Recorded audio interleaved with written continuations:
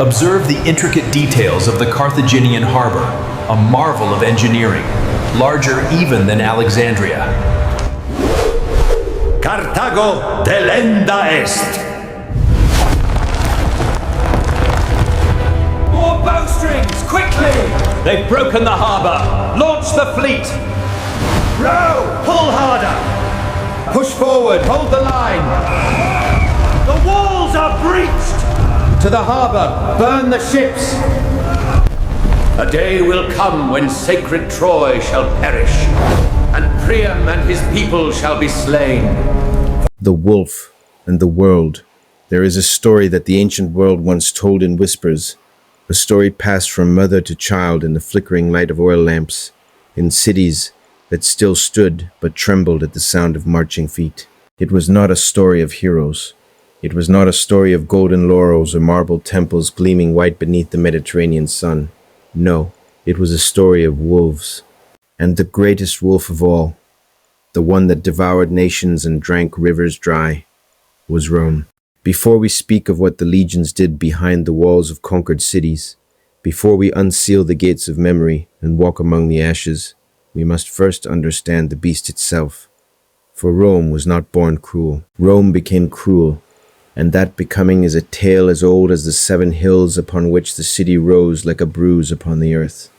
In the beginning there was a river, the Tiber, brown and swollen, curling through the marshlands of central Italy like a serpent too lazy to strike. And on its banks, in the 8th century before the birth of Christ, a scattering of mud huts clung to the hillsides like barnacles on the hull of a ship not yet built. These were the first Romans, shepherds, farmers, men who smelled of goats and barley and sweat. They were nobody. They were nothing, and the world did not yet know their name. But there was something in them, something restless, something hungry. The old legends say that their founder Romulus killed his own brother Remus over a line drawn in the dirt, a boundary, a wall that had not yet been built. And in that act of fratricide, in that first shedding of kindred blood, the nature of Rome was sealed. This was a people who would kill even those they loved for the sake of dominion. What then would they do to strangers? The early Romans fought as all small peoples fight, desperately, with their backs against their own hearths, defending what little they had from the Sabines, the Aecri, the Volsi, and a dozen other tribes whose names have been swallowed by time. These were wars of survival, brutal and close, fought with short swords and wooden shields in valleys so narrow that the cries of the dying echoed back and forth between the hills, like a conversation between the living and the dead. But survival has a way of teaching lessons that peace cannot. The Romans learned war by war, wound by wound, that the world was not a place for the gentle.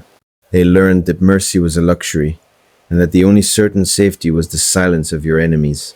And so, generation by generation, the shepherds became soldiers, the farmers became conquerors, and the mud huts became marble halls, and the name of Rome began to spread across the Italian peninsula like a stain that could not be washed away.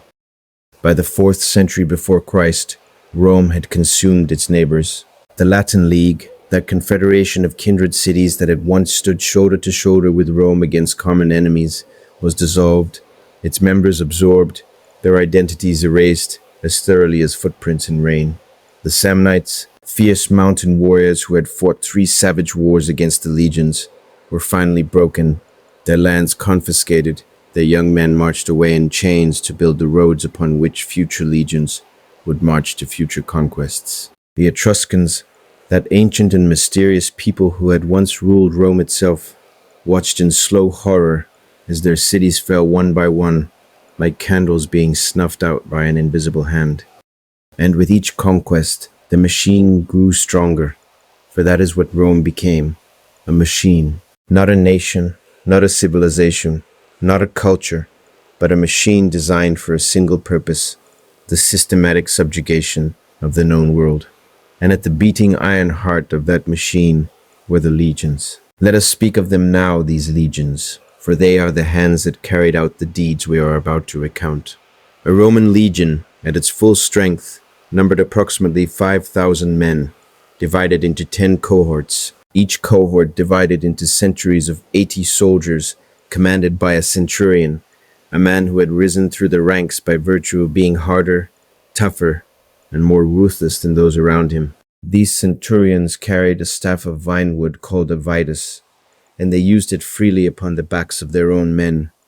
Discipline was not taught in the Roman army. It was beaten into the flesh until it became bone. The legionary himself was a study in efficient brutality. He carried a gladius, a short stabbing sword no longer than a man's forearm, designed not for the sweeping heroic strokes of barbarian warfare, but for the close, intimate work of killing at arm's length. He carried a pilum, a heavy javelin engineered to bend upon impact so that it could not be thrown back. He carried a scutum, a curved rectangular shield that weighed 20 pounds and could be locked together with the shields of his comrades to form the testudo, the tortoise formation, an armored shell that could advance under a rain of arrows and stones as inexorably as death itself. But the true weapon of the Roman army was not the gladius or the pilum or the scutum. The true weapon was the mind behind them. The Romans were, above all else, engineers. They approached warfare not as a contest of courage, but as a problem of logistics. Before a single sword was drawn, the legions built. They built roads so that armies could move faster than news of their coming. They built camps, fortified and ditched, every single night on the march, so that no surprise attack could find them unprepared. They built siege works of such ambition and scale that the ruins still stagger the imagination 2,000 years later. And when the building was done, when the roads were laid and the camps fortified, and the siege towers assembled, the legions did what they had been made to do. They broke open the gates of cities. And what happened next? What happened in the hours and days after the walls fell? That is the darkest chapter in the long, blood-soaked story of Rome. For the Romans had a phrase that governed the fate of conquered peoples. It was simple, it was ancient, and it was merciless. Veii Victis, woe to the vanquished. These two words contained within them a universe of suffering. They meant that the defeated had no rights, no protections, no claim upon the mercy of their conquerors. Their property, their bodies, their children, their very lives belonged to Rome, to be disposed of as Rome saw fit. And Rome, more often than not, saw fit to make examples. The practice was called direptio, the sacking of a city, and it followed patterns as precise and ritualized as a religious ceremony. When a city fell by storm, when it was taken not by negotiation but by force, the commanding general had the legal right to turn his soldiers loose upon the inhabitants. This was not mere looting. This was a calculated act of terror, designed to send a message that would echo across continents and centuries. Resist Rome, and this is what awaits you. Open your gates, surrender your arms, bow your heads, and you may live. But fight, but make the legions bleed for every street and every rooftop, and you will learn what it means to stand against the wolf. The soldiers themselves understood this system perfectly. The prospect of a sack was one of the primary motivations that kept the legions fighting through conditions that would break modern armies. Months of siege, disease, short rations, the constant harassment of enemy sorties, all of it could be endured because the men knew that when the walls finally fell, everything within them was theirs. Gold, silver, bronze, furniture, clothing, food, wine, and people, especially people. For in the Roman world, a healthy slave was worth more than gold, and a conquered city was a harvest of human flesh. This, then, is the story we are about to tell. Not the story of Rome's glory, not the story of aqueducts and amphitheaters in the Pax Romana that history textbooks hold up like a jewel for school children to admire. No, this is the other story, the story that was written not in marble, but in blood. The story of what happened when the gates came down and the legions poured through, and the screaming began and did not stop for days. Come with me now. Come into the darkness. Let us walk together through the ruined gates of cities that once shone like stars and were extinguished, one by the cold, methodical, unrelenting hunger of Rome. Let us begin where all Roman roads begin, with a city that dared to stand in the wolf's path, and paid a price so terrible that its very name became a synonym for annihilation. Let us begin with Veii, the fall of Veii and the lessons of early conquest. Veii. Say the name aloud and hear how it vanishes upon the tongue. Like smoke, like a sigh, like the last breath of a dying man. Veii, the golden city of the Etruscans, perched upon its volcanic plateau just 10 miles north of Rome, so close that on a clear day, the sentinels on its walls could see the thin columns of smoke rising from Roman hearths. For generations, the two cities had faced each other across the narrow valley of the Cremera River, like two dogs snarling over a bone, and the bone was the rich farmland that lay between them. The Etruscans of Veii were not barbarians. They were in many ways more civilized than the Romans who coveted their land. They built temples adorned with terracotta sculptures of such beauty that even Roman writers centuries later would speak of them with grudging admiration. They painted their tombs with scenes of feasting and dancing and lovemaking, bright frescoes that still glow in the underground darkness like memories that refuse to die. They were artists, merchants, priests of ancient mysteries, readers of lightning and the flight of birds. They had given Rome its earliest kings, the Tarquins, and much of what the world would later call Roman, the toga, the triumph. The gladiatorial games was in truth Etruscan, borrowed or stolen, as Rome borrowed and stole everything that served its purposes. But none of this mattered, none of it could matter, for Veii sat upon land that Rome desired, and in the calculus of Roman ambition, desire was the only law that counted. The final war between Rome and Veii began in 406 BC and lasted 10 years, a duration that Roman historians would later compare with characteristic grandiosity to the Greek siege of Troy. Whether the comparison was apt in scale is debatable. What is not debatable is the suffering. For 10 years, the Roman army maintained a siege unlike anything Italy had previously witnessed. For the first time in their history, the Romans kept an army in the field through the winter, a revolutionary and terrible innovation that transformed warfare from a seasonal activity into a permanent condition of existence. The man who ended the siege was Marcus Furius Camillus, a figure who straddles the line between history and legend, so thoroughly that it is impossible to say with certainty where the man ends and the myth begins. What the sources agree upon is this: Camillus found a way into the city. Some accounts speak of a tunnel dug beneath the walls, emerging inside the temple of Juno on the citadel, a violation of sacred space that the gods would remember. Others speak of a final desperate assault that overwhelmed defenders, weakened by a decade of hunger and disease. However the walls were breached, the result was the same. Veii fell, and when it fell, the Romans unleashed upon it a fury that shocked even their own historians. Livy, writing 3 centuries after the event but drawing upon earlier sources, now lost to us, describes the sack of Veii with a mixture of patriotic pride and barely concealed horror. The soldiers, he tells us, poured through the streets with swords drawn, killing everyone they encountered, men, women, the elderly, without distinction, without mercy, without pause. The killing continued until Camillus himself, surveying the carnage from the height of the citadel, is said to have wept. Whether those tears were genuine or merely a literary flourish added by later writers to humanize the conqueror, we cannot know. What we know is that the killing eventually stopped, not because mercy intervened, but because the soldiers realized that the living were worth more than the dead. And so the second phase of the sack began. The surviving population of Veii, every man, woman, and child who had escaped the initial slaughter, was gathered together and sold into slavery. This was not a small number. Veii had been one of the largest cities in Italy, with a population estimated by modern scholars at somewhere between 30 and 50,000 souls. In a single day, tens of thousands of free human beings, people who had woken that morning in their own homes, who had eaten breakfast and kissed their children and gone about the ordinary business of ordinary lives, were transformed into property, into things, into objects to be bought and sold and used and discarded. The wealth of Veii was staggering. Centuries of trade and craftsmanship had filled the city with treasures that the rough soldiers of early Rome could barely comprehend.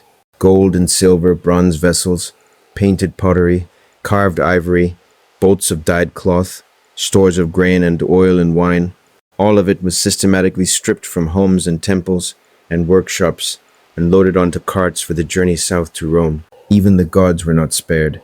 The great statue of Juno Regina, the patron goddess of Veii, was carefully removed from her temple and transported to Rome, where she was installed upon the Aventine Hill, a divine hostage, a stolen goddess, forced to bless the people who had destroyed her worshippers.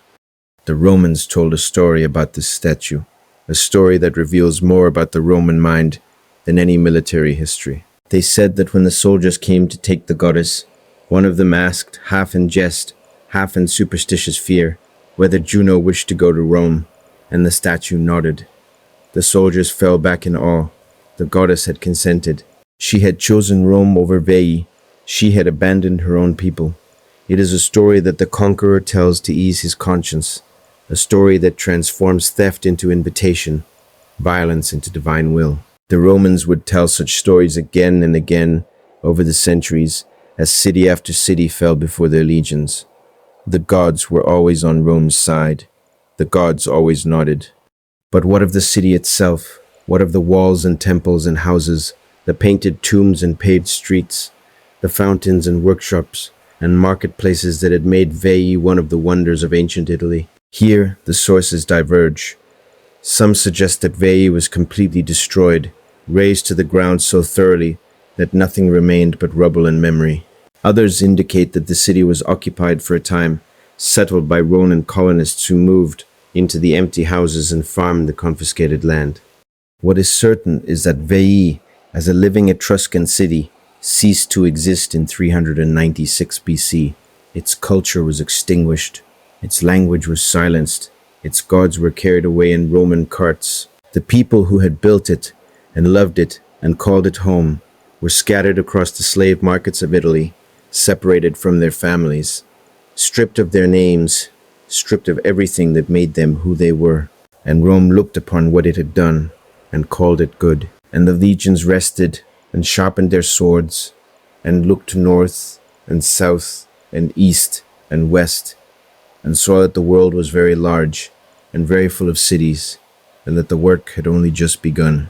The fall of Veii established a template that Rome would follow, with variations for the next 600 years. The pattern was simple, and it was devastating. First, demand submission. Send ambassadors to the target city bearing Rome's terms, which were always the same. Surrender your sovereignty. Pay tribute. Provide soldiers for our armies. Open your gates to our merchants. Acknowledge that you are inferior and we are supreme, and you may continue to exist. If the city accepted, it became a Roman ally, a status that carried certain protections, but also crushing obligations. Roman allies were required to provide troops for Rome's wars, to follow Rome's foreign policy, to suppress any internal dissent that might threaten Roman interests. They were, in everything but name, subjects. But if the city refused, if it chose to fight, then the template called for a very different outcome. Then the legions came. And when the legions came and the walls fell, the ancient law of Victis descended upon the inhabitants like a hammer upon glass. This was not mindless savagery. This is the point that must be understood. The point that makes the Roman system so much more terrible than the random cruelties of less organized conquerors. The sack of a city was a calculated policy, a deliberate instrument of statecraft designed to achieve specific political objectives. Every act of violence served a purpose. Every atrocity sent a message. The message was always the same. This is the cost of resistance. This is the price of defiance. Remember, Veii. Remember and submit. And the world remembered. Oh, the world remembered. In the decades following the fall of Veii, Rome consumed the rest of Etruria with a methodical patience that was more terrifying than any blitzkrieg. City after city faced the same choice, submission or destruction. And city after city chose submission, because the fate of Veii was known to all, and the lesson was clear. Carrie surrendered without a fight, and was rewarded with a limited form of Roman citizenship, a golden cage that preserved the appearance of freedom while eliminating its substance. Tarquinii, after a brief and futile resistance, was forced to provide grain and ships for Roman campaigns. Bossini, the last Etruscan city to fall, held out until 264 BC when the Romans finally stormed its walls, sacked it with the usual thoroughness, and relocated its surviving population to a new site on lower ground, easier to control, easier to watch, easier to punish if the need arose. One by one, the candles of Etruscan civilization were extinguished, and the darkness of Roman uniformities settled over the land. The Etruscan language, one of the great mysteries of the ancient world, was spoken less and less, replaced by Latin in the courts and markets and schools. The Etruscan gods were absorbed into the Roman pantheon, their names changed, their rituals altered, their identities erased. Within a few generations, the Etruscans themselves had vanished, not through genocide, but through something equally final, cultural annihilation, the slow erasure of everything that made a people distinct. This was the Roman way. The sword opened the wound, but it was the bureaucrat who ensured it never healed. South of the wolves, Tarentum, Syracuse, and the Greek hegemony. Now the wolf turned south, and in the south lay a world of light. The Greeks had come to southern Italy and Sicily centuries before Rome was anything more than a cluster of huts on a muddy riverbank. They had built cities of such splendor that the region was known as Magna Graecia, Greater Greece, a name that tells you everything about the ambition and the arrogance and the breathtaking achievement of these colonists who had crossed the sea and planted the seeds of civilization in foreign soil. Syracuse, on the eastern coast of Sicily, was the jewel of them all. Founded by settlers from Corinth in 734 BC, it had grown into one of the largest and most magnificent cities in the entire Mediterranean world, rivaling Athens itself in wealth, in culture, in the sheer audacious beauty of its public buildings. Its harbor could shelter hundreds of ships. Its walls stretched for 17 miles, enclosing not one city but 5, each with its own character, its own temples, its own teeming population. Archimedes, the greatest scientific mind of antiquity, called Syracuse home. Theocritus wrote his pastoral poems in its gardens. Pindar sang its praises. It was a city that the gods themselves might have envied. And Rome wanted it. The pretext, as always, was manufactured. Rome's conflict with Syracuse was entangled with the larger catastrophe of the Second Punic War, that titanic struggle between Rome and Carthage that nearly destroyed both and reshaped the ancient world forever. When Hannibal Barca crossed the Alps with his elephants in 218 BC and proceeded to inflict upon the Roman legions a series of defeats so devastating that they would haunt Roman memory for generations, Syracuse saw an opportunity. Or rather, a faction within Syracuse saw an opportunity. The city's ruling council split between those who wished to remain loyal to Rome and those who believed that Hannibal would win and that Syracuse's future lay with Carthage. The pro-Carthaginian faction prevailed. Syracuse allied itself with Hannibal, and in doing so, it signed its own death warrant. Rome sent Marcus Claudius Marcellus, one of its most brilliant and ruthless generals, to deal with Syracuse. Marcellus arrived in 214 BC with a powerful army and a fleet of 60 quinqueremes, and he expected a quick victory. He was wrong, for Syracuse had Archimedes. The old mathematician, already in his 70s, turned his genius to the defense of his city with a passion that transcended mere patriotism. He designed catapults of unprecedented range and accuracy that could hurl boulders weighing hundreds of pounds onto the Roman ships crowding the harbor. He devised cranes fitted with grappling hooks, the so-called claw of Archimedes, that could reach over the walls, seize a Roman ship by its prow, lift it partially out of the water, and then drop it, capsizing it and drowning its crew. Some ancient sources, though this is debated, claim he even used arrays of polished bronze mirrors to focus sunlight onto the Roman vessels and set them ablaze, though modern scholars regard this with skepticism. What is not debated is the effect.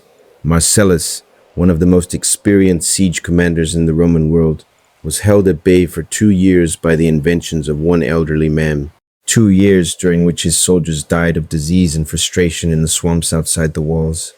2 years during which the greatest military machine the world had ever known was humiliated by mathematics. But Archimedes could not hold back time itself. and in 212 BC, during a festival when the defenders had relaxed their vigilance, Roman soldiers found an unguarded section of wall and climbed it in the darkness. By dawn, they were inside the city. What followed was a sack of legendary proportions.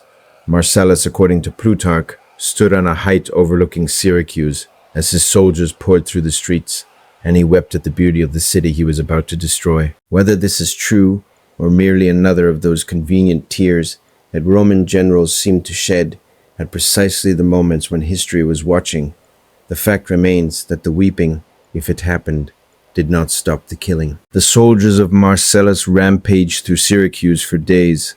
They killed and looted with a frenzy born of 2 years of deprivation and humiliation. The wealth of Syracuse, accumulated over 5 centuries of trade and culture, was systematically stripped and carted away. Paintings were torn from walls. Statues were pulled from their pedestals. Temple offerings, sacred vessels, gold and silver objects of incalculable artistic value, all of it was seized as spoils of war. And in the midst of this orgy of destruction, a Roman soldier encountered an old man sitting in the dust, drawing geometric figures with a stick. The soldier ordered the old man to come with him. The old man, absorbed in his problem, waved the soldier away. "Do not disturb my circles," he is reported to have said. The soldier, who neither knew nor cared that he stood in the presence of the greatest mind of the ancient world, drew his sword and killed Archimedes where he sat. Marcellus, to his credit, is said to have been furious when he learned of the mathematician's death. He had given specific orders that Archimedes was to be captured alive, not out of sentimentality, but because a mind like that was a strategic asset too valuable to waste. But orders given to soldiers in the heat of a sack are like whispers in a hurricane. They are heard by no one. The death of Archimedes became, in later centuries, a symbol of everything that was wrong with Roman conquest, the triumph of brute force over intellect, of the sword over the mind, of the practical over the beautiful. But for the people of Syracuse, the death of one old man was a footnote to a catastrophe almost too vast to comprehend. Their city, one of the great centers of human civilization, had been gutted.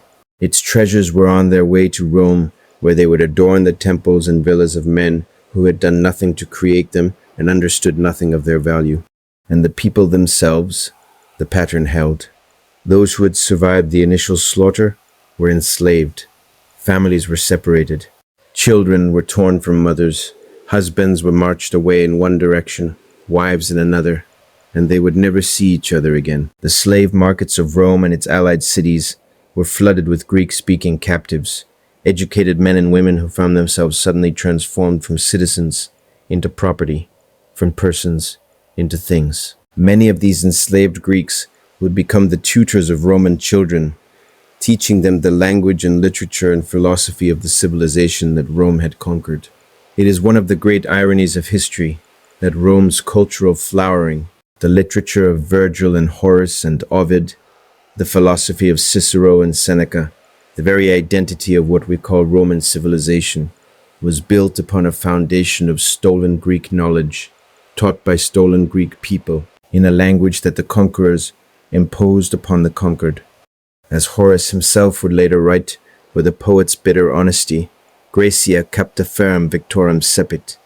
Conquered Greece conquered its savage victor. But the Greeks who were actually conquered, the ones who lived and suffered and died in chains, found little comfort in the eventual cultural victory of their ideas.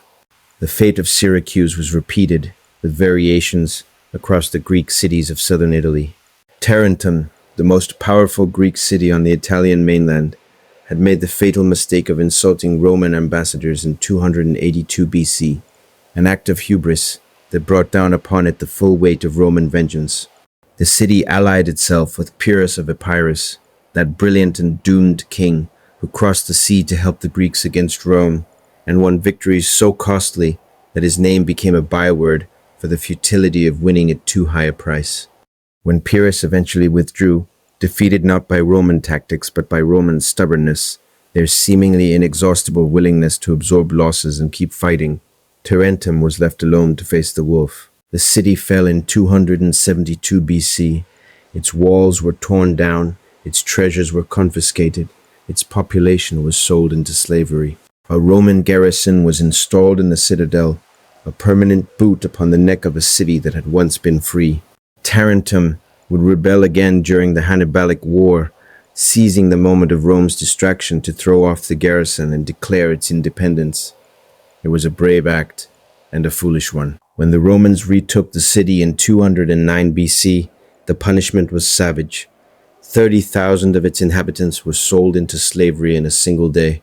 The city's wealth, everything that had been rebuilt in the decades since the first sack, was stripped away again.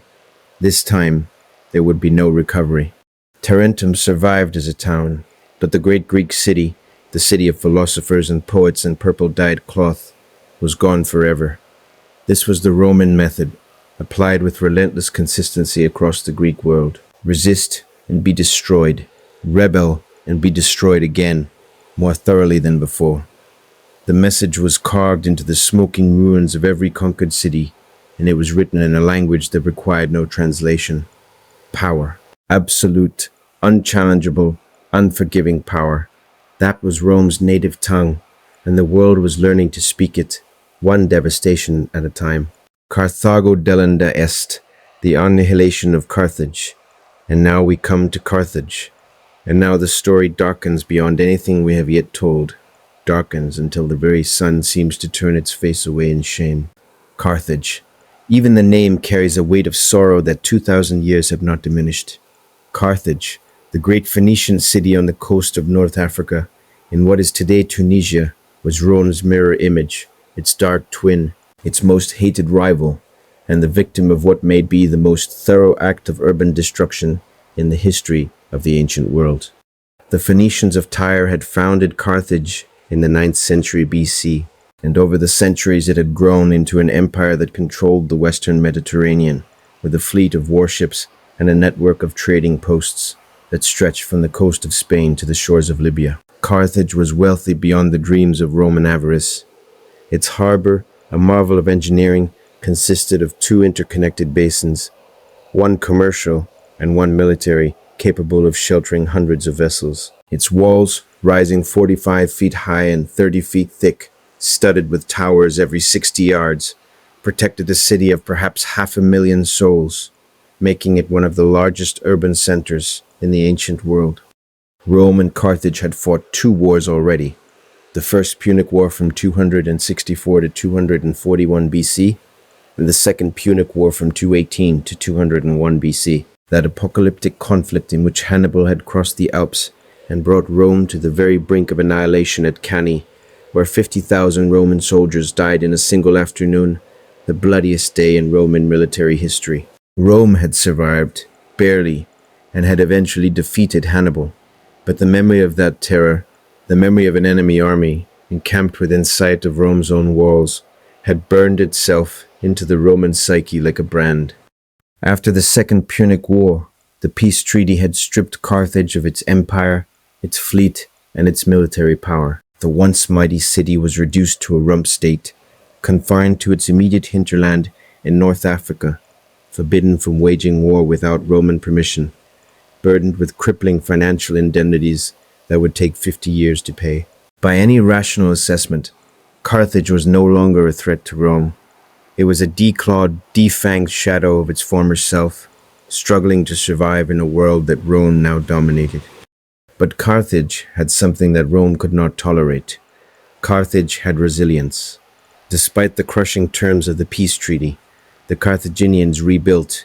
They paid their indemnities ahead of schedule. They revived their trade networks.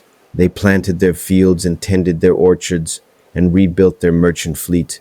And slowly, painfully, they began to prosper again. Not as an empire, not as a military power, but as a commercial city, doing what Phoenicians had always done best, turning the products of the earth and the sea into gold. And this prosperity, this stubborn refusal to lie down and die, drove Rome mad with fear and jealousy.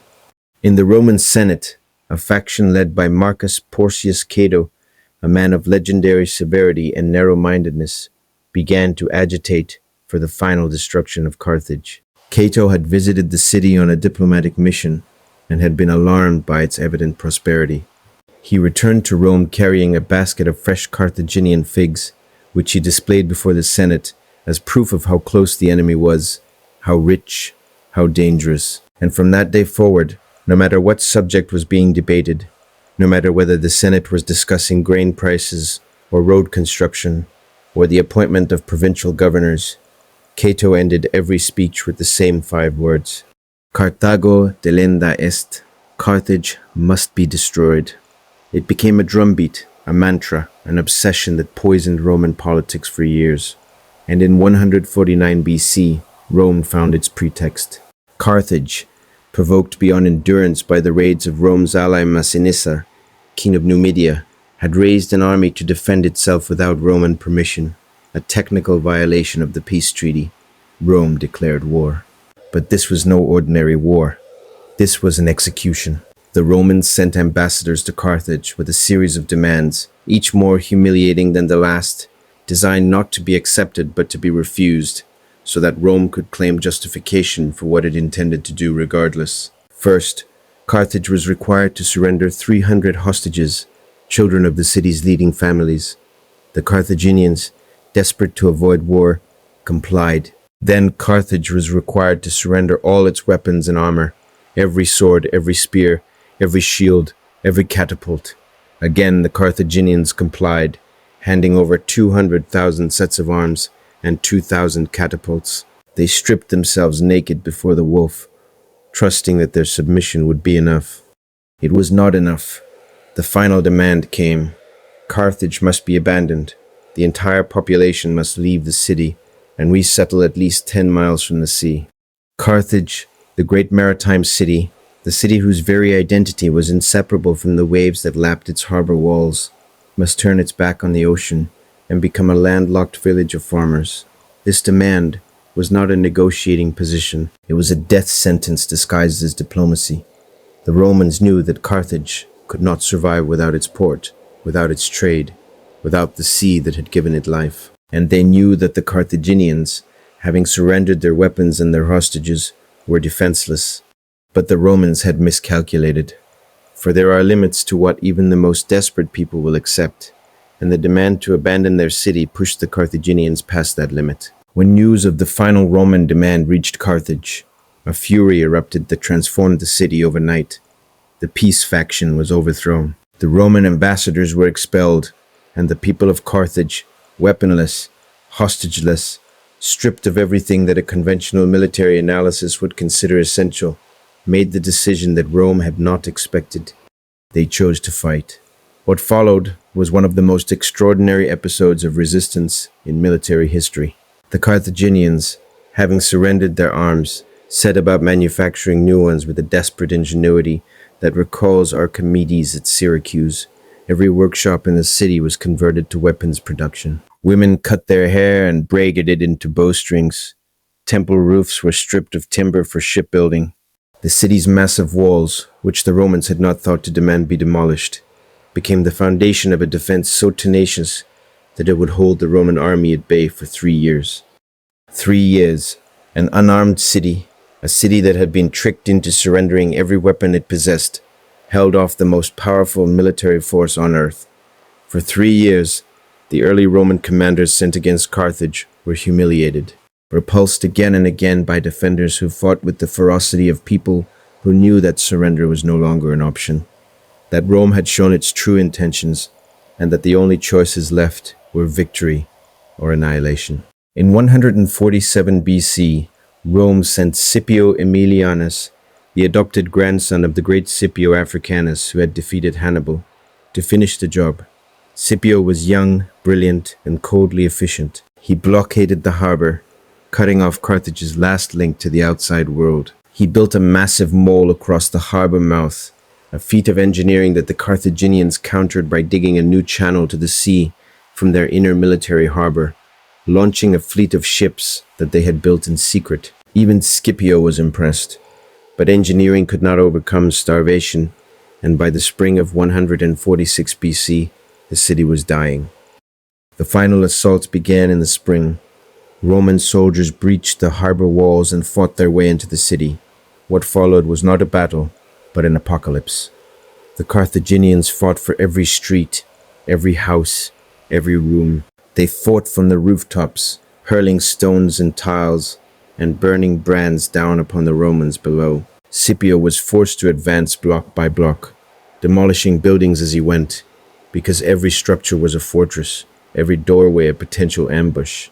The fighting lasted 6 days and 6 nights, 6 days during which the narrow streets of Carthage ran with blood, during which the screams of the dying never ceased, during which Roman soldiers, exhausted beyond the limits of human endurance, were rotated out of the front lines and replaced by fresh troops who advanced over the bodies of the fallen, Roman and Carthaginian alike, so thickly piled that the streets were no longer passable. Appian, the Roman historian who provides our most detailed account of the fall of Carthage, describes scenes that read like dispatches from hell.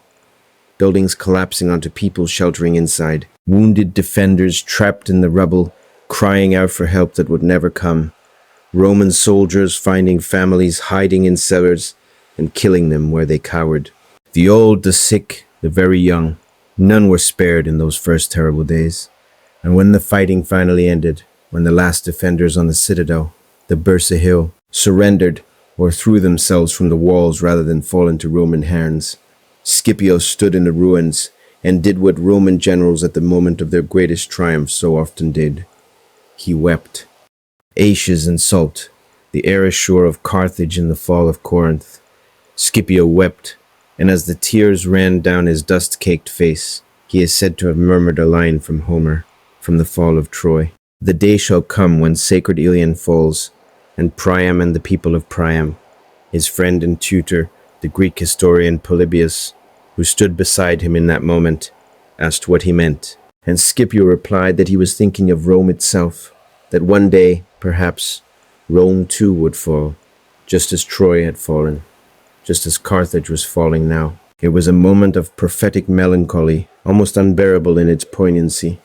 A conqueror standing amid the ruins of the civilization he had destroyed, seeing in those ruins a vision of his own civilization's inevitable end. But the tears dried, and the work of destruction continued.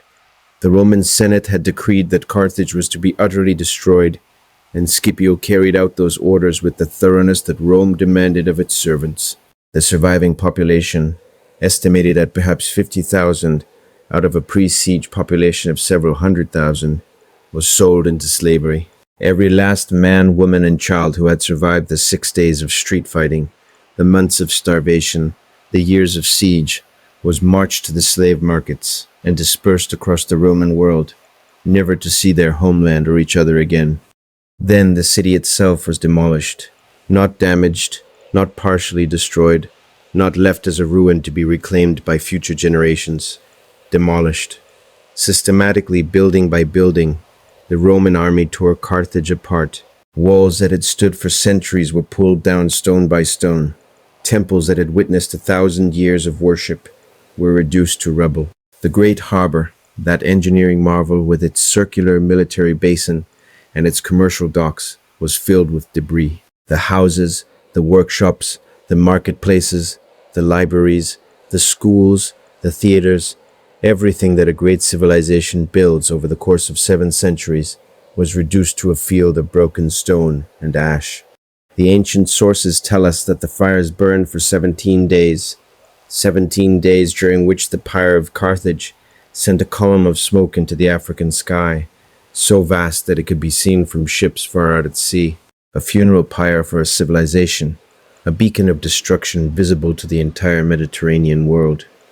And in that smoke, rising and dispersing in the wind, went the accumulated knowledge, the art, the literature, the records, the memories of a people who had once been Rome's equals, and were now nothing, less than nothing, a cautionary tale whispered in the Senate, a trophy displayed in a triumph, a name invoked to frighten children. There is a famous story, repeated in many modern accounts, that the Romans plowed the ruins of Carthage with salt, sowing the earth so that nothing would ever grow there again. This story, dramatic as it is, appears to be a later invention, not attested in any ancient source, but like many legends, it captures an emotional truth that transcends the factual record. Whether or not the Romans literally salted the earth, they achieved the same effect through less poetic means. The site of Carthage was formally cursed. A ritual of devotio was performed, consecrating the ground to the gods of the underworld, and declaring it forbidden territory where no one might build or settle. The Romans wanted more than destruction. They wanted erasure.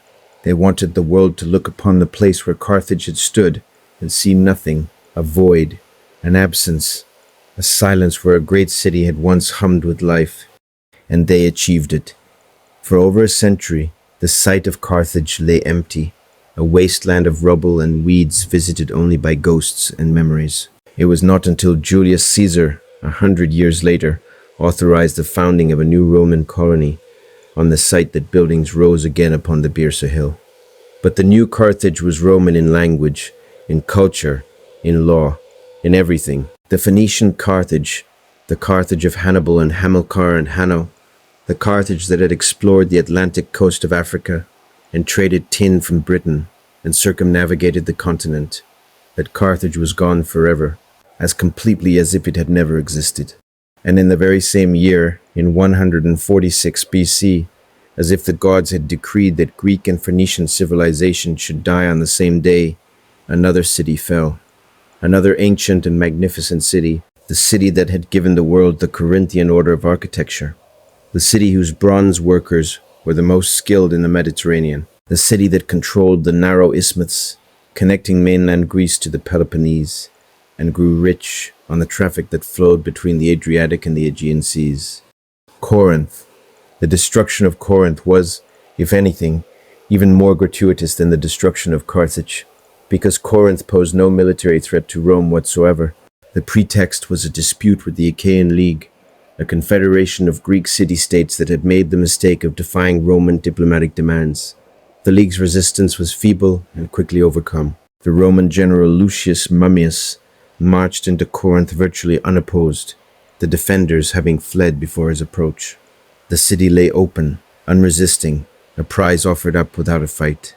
What Mummius did to that unresisting city tells us everything we need to know about the Roman attitude toward conquered peoples. He turned his soldiers loose. The men of Corinth, those who had not fled, were killed. The women and children were sold into slavery. And the treasures of Corinth, art objects of such quality that they were famous throughout the ancient world, were seized as spoils.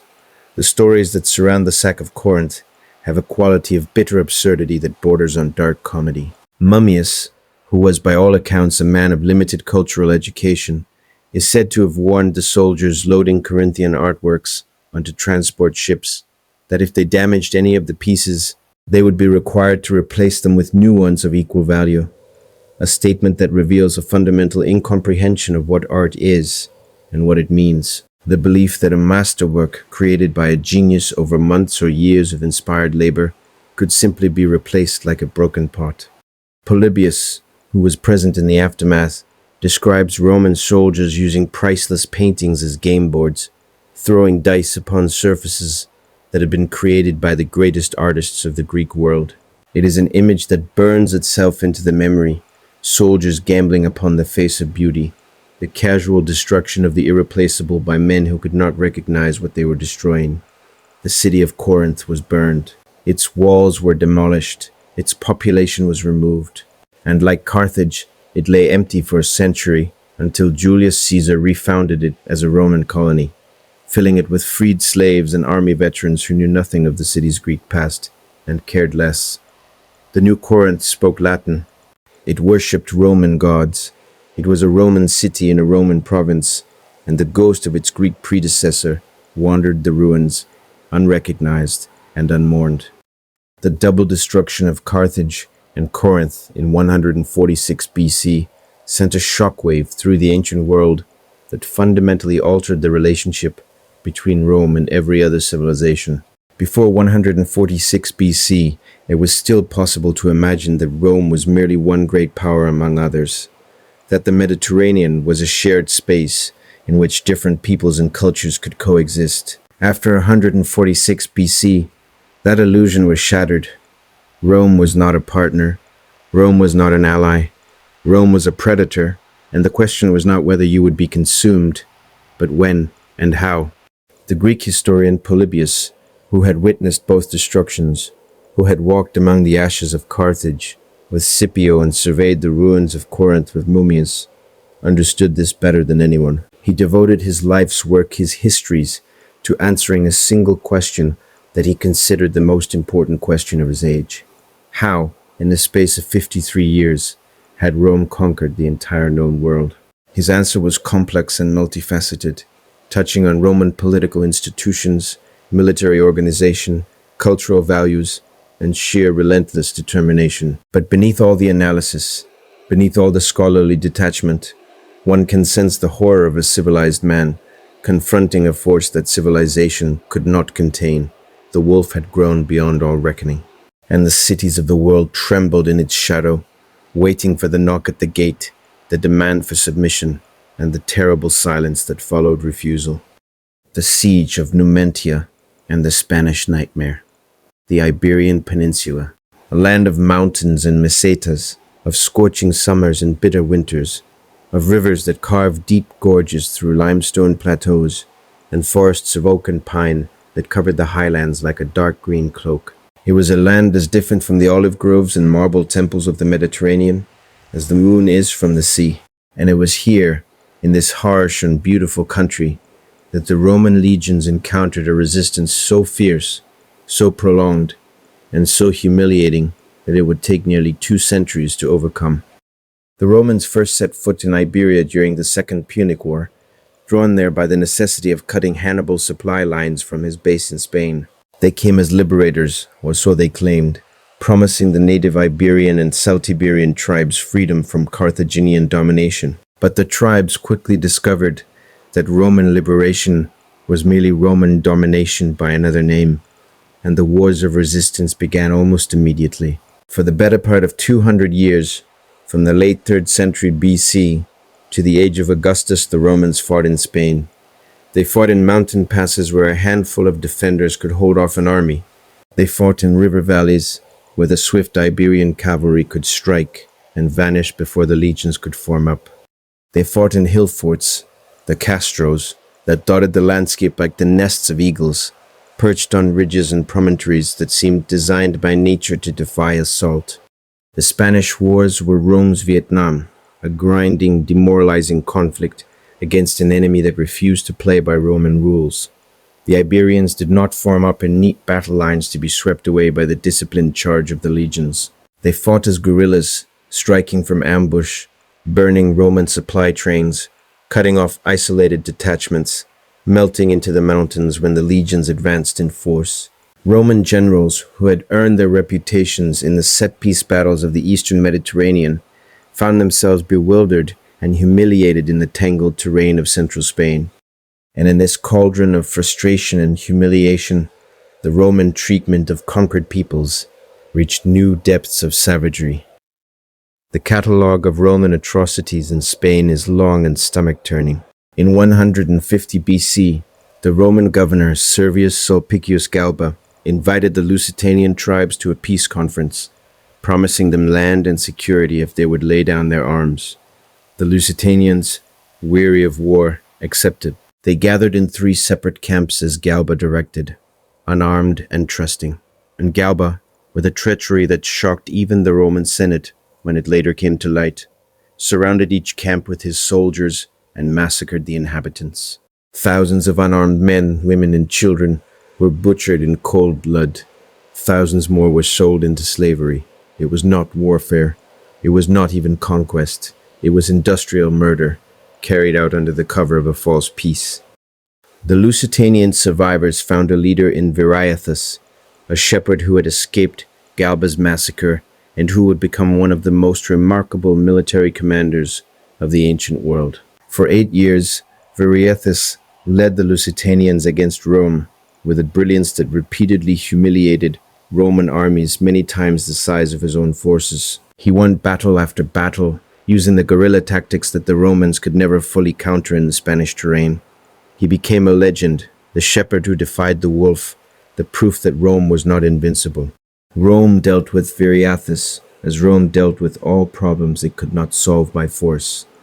it resorted to assassination. In 139 BC, three of Viriathus's own ambassadors, bribed by the Roman general Quintus Servilius Caepio, murdered their leader in his sleep.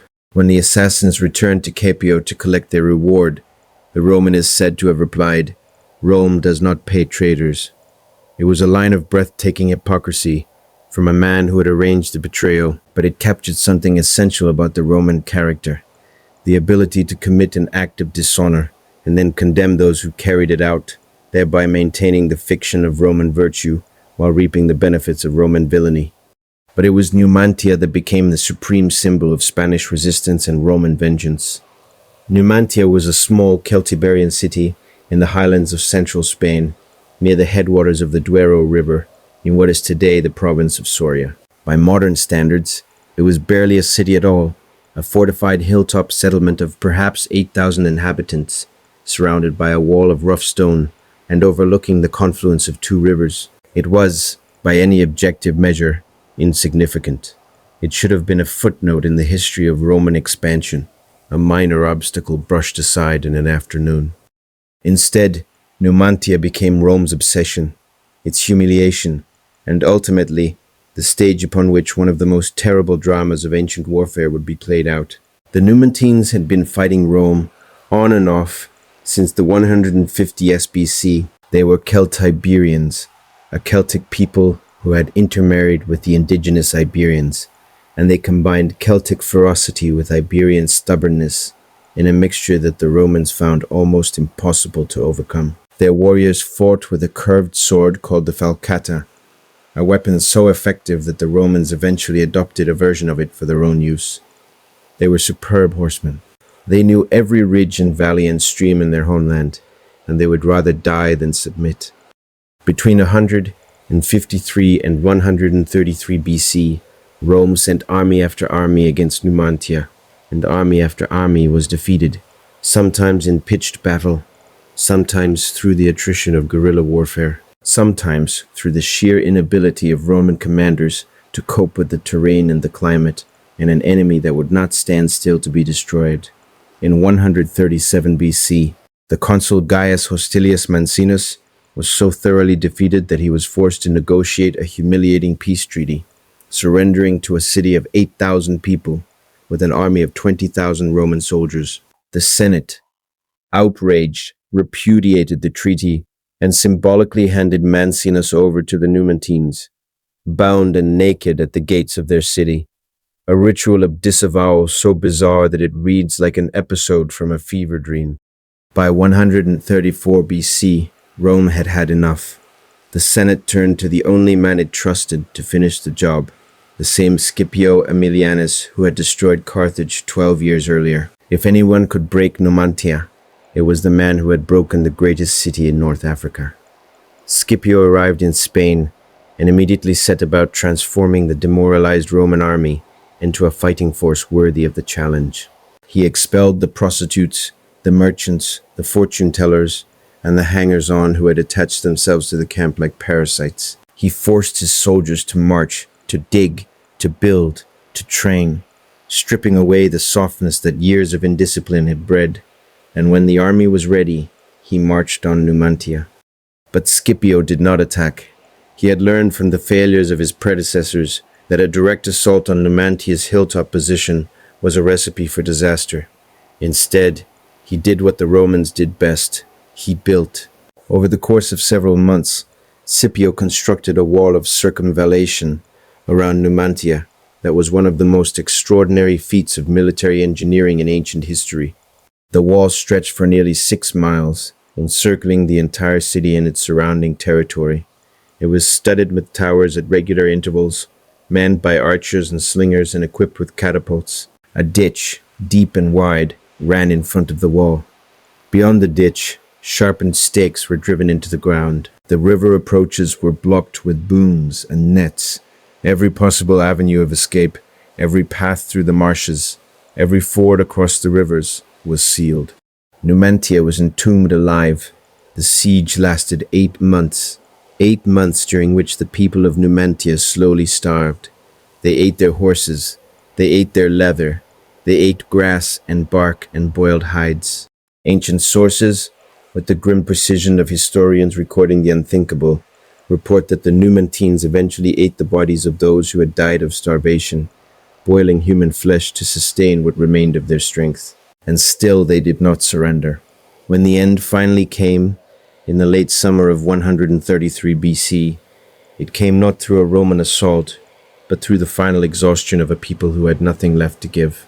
The surviving Numantines, skeletal, hollow-eyed, barely recognizable as human beings, faced a choice between surrender and death. Many chose death. They set fire to their own city, burning their homes and their possessions, and themselves rather than allowing the Romans to take them. Those who stumbled out of the flames, more dead than alive, were seized by the Roman soldiers and presented to Scipio. The sources describe these survivors as creatures barely human, emaciated beyond recognition, their bodies wasted, their eyes wild with suffering and starvation. Scipio selected 50 of them to march in his triumph in Rome, living trophies to be displayed before the cheering crowds of the capital. The rest were sold into slavery. Numantia itself was destroyed, demolished with the same thoroughness that had been applied to Carthage. The walls were pulled down, the houses were burned, the fields were confiscated and distributed to neighboring tribes loyal to Rome. The name of Numantia was added to Scipio's title, Scipio Numantinus, a badge of honor commemorating the destruction of a city of 8,000 people by the most powerful empire on earth. And in Spain, the lesson was learned. Resist Rome, and this is your fate. Not just defeat, not just conquest, but annihilation. The erasure of your city, your culture, your people, your very name from the living memory of the world. Gaul and the fury of Caesar, a century passed. The republic convulsed. Great men rose and fell like waves upon a troubled sea. Marius and Sulla drenched Italy in the blood of civil war. Spartacus led his army of enslaved men and women on a march of liberation that ended in the mass crucifixion of 6,000 captives along the Appian Way, their bodies hung upon crosses stretching from Capua to Rome, a forest of the dying that lined the road for 130 miles. Pompey conquered the east. Crassus met his end in the desert sands of Carrhae, and the Parthians filled his dead mouth with molten gold as a mocking tribute to Roman greed. And then came Caesar. Gaius Julius Caesar. The name rings through history like a hammer striking an anvil, and the sparks it throws illuminate the darkest corners of the Roman story. He was, by any measure, one of the most extraordinary human beings who ever lived, a military genius of the first rank, a writer of crystalline prose, a politician of matchless cunning, a man whose personal magnetism was so powerful that soldiers who had not been paid in months would follow him into battles they had no rational hope of winning. He was also, and this must be said plainly, a mass murderer on a scale that defies modern comprehension. Caesar's conquest of Gaul, which lasted from 58 to 50 BC, was the defining event of his career and one of the pivotal episodes in Western history. It brought under Roman control a vast territory stretching from the Pyrenees to the Rhine, from the Atlantic to the Alps, incorporating dozens of Celtic tribes and millions of people into the Roman world. It made Caesar fabulously rich, politically untouchable, and militarily supreme. It also killed approximately 1 million Gauls and enslaved another million, numbers so large that they can only be grasped through analogy, not through imagination. Caesar himself provides our primary source for the Gallic Wars in his Commentarii de Bello Gallico, a work of literary genius that also functions as one of history's most elegant exercises in self-justification. Caesar writes of himself in the third person, a stylistic choice that creates an illusion of objectivity while allowing him to shape the narrative entirely to his own advantage. He presents himself as a reluctant warrior, a defender of Roman interests and Gallic allies, a man driven to conquest not by ambition, but by the threats and provocations of barbarian peoples who left him no choice but to respond with force. It is a masterful performance, and it is, in large part, a lie. Caesar went to Gaul because he needed military glory and the wealth that came with it to fuel his political ambitions in Rome. The threats he described were largely manufactured or exaggerated. The tribes he attacked were often responding to his own provocations. The wars he fought were wars of choice, not necessity, and the suffering they inflicted upon the Gallic peoples was a price that Caesar was willing for others to pay for his own advancement. The catalogue of destruction is staggering. In 57 BC, Caesar attacked the Nervi, a Belgian tribe that had ambushed his army on the march and come within a hair's breadth of destroying it. The battle that followed was one of the most desperate of Caesar's career, a chaotic struggle in which Caesar himself seized the shield and fought in the front ranks. The Romans prevailed, but the Nervi were virtually annihilated. Caesar reports, with his characteristic matter-of-fact precision, that of 60,000 Nervian warriors, only 500 survived the battle. The tribal elders, he notes, surrendered afterward, saying that their nation had been reduced from 600 leading men to 3. In 55 BC, Caesar committed an act that even the Roman Senate found troubling.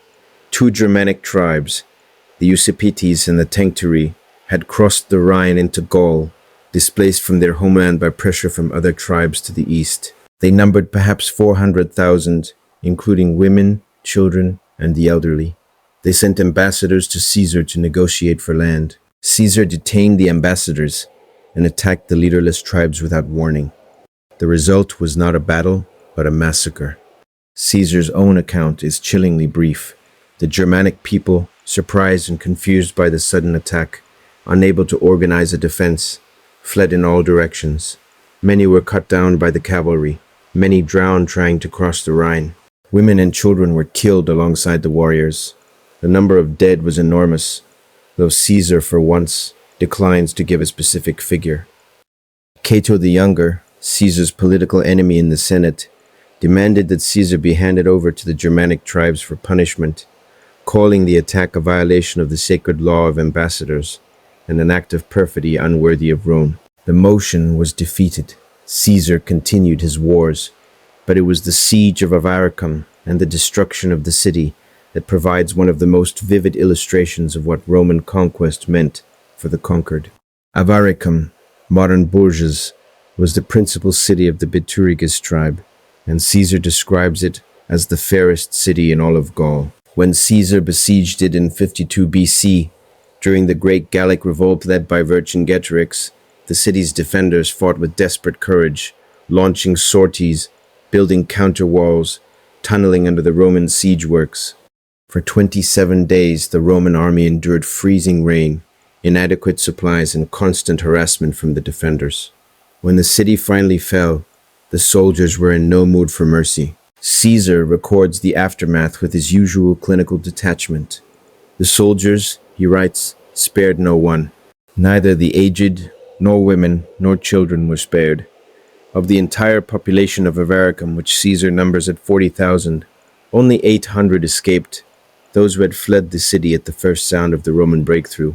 40,000 people, an entire city, wiped out in a single afternoon of rage and exhaustion and vengeance. Caesar records this figure without comment, without reflection, without the slightest indication that the extermination of a civilian population might warrant moral consideration.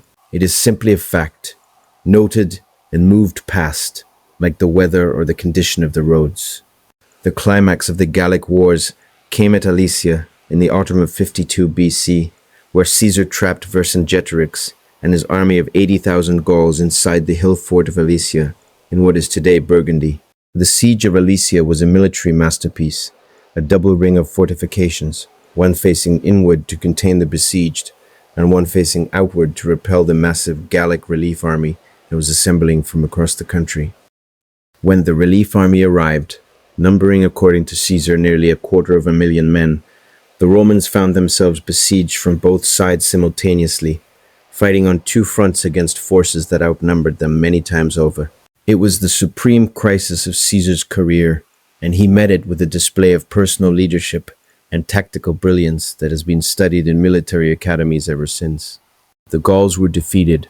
Vercingetorix, recognizing that further resistance would only multiply the suffering of his people, surrendered himself to Caesar in one of the most poignant scenes in ancient history, riding out alone on his finest horse, in his most splendid armor and laying his weapons at Caesar's feet. It was an act of extraordinary dignity and courage, and Caesar repaid it with characteristic Roman gratitude. Vercingetorix was thrown into a dungeon in Rome, kept in chains for 6 years, and then publicly strangled during Caesar's triumph in 46 BC, executed as entertainment for the Roman mob. After Alesia, the conquest of Gaul was essentially complete, though pockets of resistance continued for another year. The human cost was almost beyond reckoning. Plutarch, writing a century and a half later, provides the most often cited figures. During the Gallic Wars, Caesar fought 30 pitched battles. He captured 800 cities and towns. He fought against 3 million men, of whom 1 million were killed and another million were enslaved. These numbers may be exaggerated. Ancient historians were not always precise with their figures, but even if we reduce them significantly, the scale of the destruction remains staggering. Caesar's conquest of Gaul was one of the great demographic catastrophes of the ancient world, a campaign that depopulated entire regions, destroyed a thriving Celtic civilization, and replaced it with the uniform grey blanket of Roman provincial administration. And Caesar, having accomplished all this, having drenched Gaul in blood and tears, wrote it up in elegant Latin and presented it to the Roman public as an adventure story, a tale of brave soldiers and cunning strategy, and the manifest destiny of Rome. The Gallic Wars is one of the first great works of propaganda, a text that transforms mass murder into military science and genocide into statecraft. It has been read and admired for 2,000 years, and it is still assigned in Latin classes around the world, where students parse its grammatical constructions without ever being asked to consider what those constructions describe. The conquest of Gaul was the Roman machine operating at peak efficiency, and Caesar was its greatest operator. The wolf had found its perfect voice, a voice that could describe the devouring of nations in prose so beautiful that the victims themselves would one day learn to read it with admiration. Jerusalem, the fire that still burns. We must now speak of Jerusalem, and in speaking of Jerusalem, we enter a story that has not ended, a wound that has not healed, a fire that still burns in the hearts and memories of millions of people, 2,000 years after the flames consumed the temple of the God of Israel. The Romans came to Judea in 63 BC, when Pompey the Great marched his legions into Jerusalem to settle a dynastic dispute between rival claimants to the Hasmonean throne. Pompey, with characteristic Roman arrogance, entered the Holy of Holies in the temple, the innermost sanctum where only the high priest was permitted to walk, and where the invisible presence of God was believed to dwell. He found it empty, a room without images, without idols, without any of the golden statues and jeweled ornaments that filled the temples of every other people in the known world. The God of the Jews, it seemed, was a God who could not be seen, could not be touched, could not be carried away in a Roman cart like the stolen gods of Veii and Syracuse and Carthage. This baffled Pompey, and it baffled Rome, and that bafflement would curdle over the next century and a half into suspicion, contempt, and ultimately a hatred so intense that it would fuel one of the most devastating acts of destruction in all of human history. The relationship between Rome and Judea was troubled from the start. The Jews were unlike any other people the Romans had encountered. They would not worship the emperor. They would not place his image in their temple. They would not eat with Gentiles or marry Gentiles or abandon the customs that set them apart from the rest of the world. Their God demanded exclusive allegiance, a concept so foreign to the polytheistic Roman mind that it was interpreted not as piety, but as hostility, a deliberate rejection of the Roman order, a silent insult that festered beneath the surface of every interaction between the imperial administration and its Jewish subjects. Rome governed Judea through a succession of client kings and Roman procurators, men who ranged from the merely incompetent to the spectacularly corrupt. Herod the Great, the Roman appointed king who rebuilt the temple on a scale of magnificence that awed even his enemies, was also a paranoid tyrant who murdered his own sons, his wife, and anyone else he suspected of disloyalty. The procurators who followed Herod's dynasty were, with few exceptions, greedy, insensitive, and contemptuous of Jewish religious feeling. Pontius Pilate, the most famous of them, provoked riots by bringing military standards bearing the emperor's image into Jerusalem, an act that to Roman eyes was routine, but to Jewish eyes was blasphemy. The pressure built for decades. Messianic movements flared and were suppressed. Prophets wandered the desert, promising divine deliverance. Zealots sharpened their daggers and waited for the moment when the fire of rebellion would be lit. That moment came in 66 AD, when the procurator Gessius Florus, a man of almost cartoonish villainy, seized 17 talents of gold from the temple treasury, claiming it was owed to Rome. When the people of Jerusalem protested, Florus unleashed his soldiers on the crowd. The soldiers killed, looted, and crucified protesters, including some who held Roman citizenship, a violation of law so flagrant that it stripped away the last pretense of legitimate governance. Jerusalem erupted. The rebellion spread like wildfire across Judea, Galilee, and beyond. Roman garrisons were overwhelmed. The legate of Syria, Cestius Gallus, marched south with a full legion to restore order, and was ambushed in the pass of Beth Horon, suffering a humiliating defeat that cost him 6,000 soldiers, his siege equipment, and the eagle standard of the 12th Legion, a disgrace that sent shockwaves through the Roman military establishment. For Rome, this was intolerable. An eagle had been lost. Roman soldiers had been killed by people the Romans regarded as barely civilized, a nation of priests and peasants who had no business challenging the masters of the world. The response would be overwhelming, and it would be led by one of Rome's most capable military commanders, Titus Flavius Vespasianus, known to history as Vespasian. Vespasian arrived in Judea in 67 AD with an army of 60,000 men, the largest Roman force assembled for a single campaign since the days of Caesar. He began not with Jerusalem, but with the surrounding countryside, methodically reducing the fortified towns and villages of Galilee and Judea, cutting off the capital from its sources of supply and reinforcement, isolating it like a surgeon isolating a tumor before excision. The campaign was brutal. The town of Yotapata in Galilee held out for 47 days before falling. Its male inhabitants were massacred. 1,200 women and children were enslaved. The town was razed. Gamla, perched on a steep ridge overlooking the Sea of Galilee, was stormed after a siege during which the defenders fought with such desperation that when the walls were finally breached, many of them threw themselves and their families from the cliffs rather than fall into Roman hands. 4,000 were killed in the fighting. 5,000 more died in the mass suicide that followed.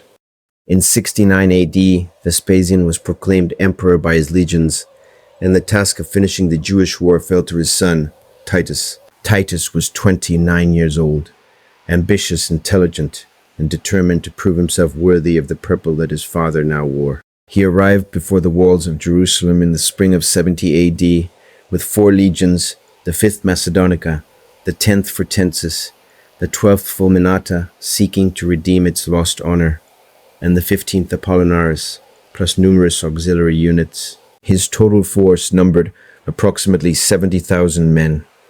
Jerusalem was a city designed for defense. It sat on a rocky plateau, surrounded on 3 sides by deep valleys, the Kidron to the east, the Hinnom to the south and west. 3 concentric walls protected the city, each thicker and higher than the one before. At the heart of the city stood the temple, rebuilt by Herod into one of the most magnificent structures in the ancient world. Its walls of white stone and gold, gleaming in the sun like a snow-capped mountain, visible from miles away, the spiritual center of the Jewish world and the symbol of everything the Jewish people held sacred. But Jerusalem's greatest weakness was not its walls or its terrain, it was its people. The city was torn apart by civil war. 3 rival factions led by Simon bar Giora, John of Gishala, and Eleazar ben Simon controlled different sections of Jerusalem and fought each other as fiercely as they fought the Romans. They burned each other's grain stores. They assassinated each other's supporters. They turned the streets of the holy city into a battleground, while the Roman legions tightened the noose outside. Titus began his siege in April of 70 AD. The fighting was savage from the first day. The Romans assaulted the outer wall with battering rams and siege towers, and the Jewish defenders counterattacked with a ferocity that stunned even veterans of Rome's frontier wars. Sorties erupted at all hours. Boiling oil was poured on soldiers working the rams. Tunnels were dug under the Roman siege works and collapsed, swallowing men and machines into the earth. The outer wall fell after 15 days. The second wall fell 5 days later, though the Romans lost it again to a Jewish counterattack and had to retake it in brutal street fighting. But the third wall, the wall that protected the Temple Mount and the upper city, held. Week after week, the legions hammered at its stones, and week after week, the defenders hurled them back. And inside the walls, the famine began. Josephus, the Jewish historian who had defected to the Roman side and witnessed the siege from Titus's camp, provides an account of the famine in Jerusalem that ranks among the most harrowing passages in all of ancient literature. The grain stores, already depleted by the factional fighting, were exhausted within weeks of the siege's beginning. The people of Jerusalem, swollen by refugees who had flooded into the city from the surrounding countryside, numbered perhaps 1 million souls, far more than the city could sustain even in peacetime. They ate the leather of their belts and sandals. They ate the straw that stuffed their mattresses. They ate the dung of cattle. They ate things that Josephus cannot bring himself to name, things that even animals would not touch.